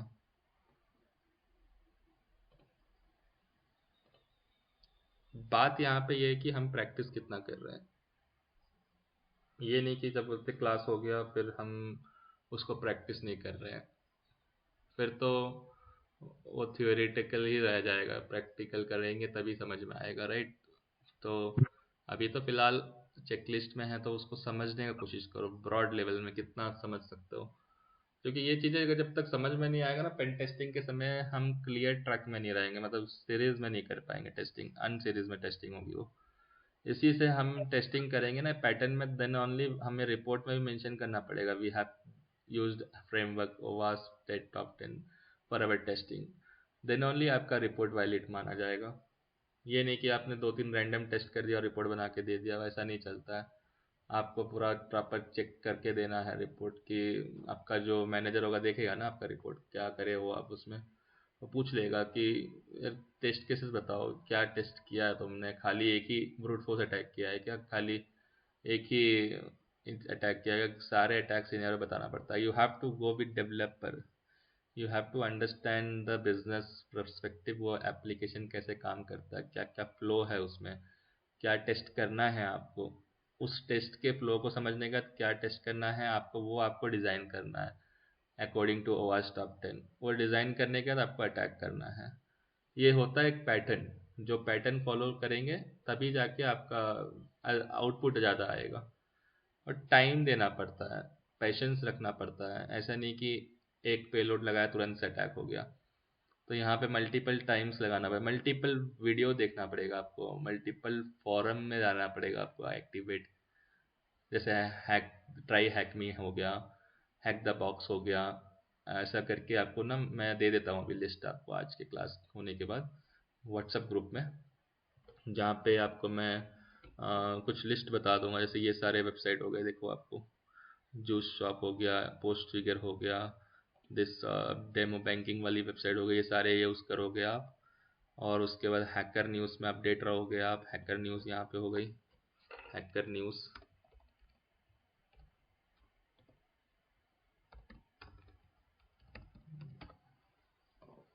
ये वाला बुकमार्क कर लेना इसको, इसमें लेटेस्ट अटैक्स होते हैं, क्योंकि कभी भी कोई कंपनी में जब इंटरव्यू के लिए जाओगे they will ask at least give me 2 latest attack details. तो आप कहाँ से बताओगे लेटेस्ट अटैक डिटेल्स? जब तक आप पढ़ोगे नहीं तब तक नहीं जानोगे ना। न्यूज़पेपर की तरफ पढ़ा करो डेली ये, इससे इंटरेस्ट जागेगा। सबसे पहले ना आपको इसमें इंटरेस्ट बनाना है। इंटरेस्ट ही नहीं रहेगा तो ना ये सीखने में मन नहीं करेगा, तो इससे इंटरेस्ट जागेगा आपका। ये वाला रख लो आप बुकमार्क में। फिर उसके बाद फिर CTF के लिए जो मैंने बताया था लास्ट टाइम भी, यहाँ पे है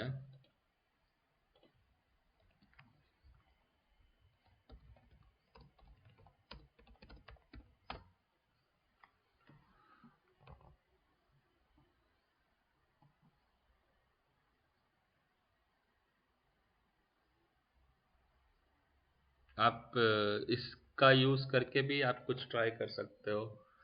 कभी हैक द बॉक्स का लॉगिन किया क्या रवि आपने? हाँ, मैं उसका SQL का मॉड्यूल कर रहा हूँ, फंडामेंटल का। उसमें लगभग अप्रोक्स 80% उसमें हो गया है। मतलब फंडामेंटल है तो छोटा ही है, तो उसका 80% हो गया, 20% बचा हुआ है। ऐसे ही ना SQL के लिए प्रैक्टिस किए, वेल गुड। थोड़ा सा ना चैट GPT करके देखो उसके अंदर और रिमेनिंग टेस्ट केसेस क्या हैं। जैसे मैंने ब्रोकन एक्सेस कंट्रोल का दिखाया था और SQL इंजेक्शन का दिखाया था, वैसे ही आप ना थोड़ा सा चेक करो अंदर जाके कि और क्या क्या चीज़ें, वो भी प्रैक्टिस करो, ठीक है? नहीं तो फंडामेंटल का है ना, तो उसमें बहुत सारे मॉड्यूल है, एडवांस वाला भी अलग है, तो उसमें भी किया ना 5-6 है, तो मैं तो पहला ही चुका था, तो उसमें बहुत कुछ हाँ सीखने को मिला। चलेगा, कोई दिक्कत नहीं है। सो फाइन, सो अभी हम ड्रॉप करते हैं।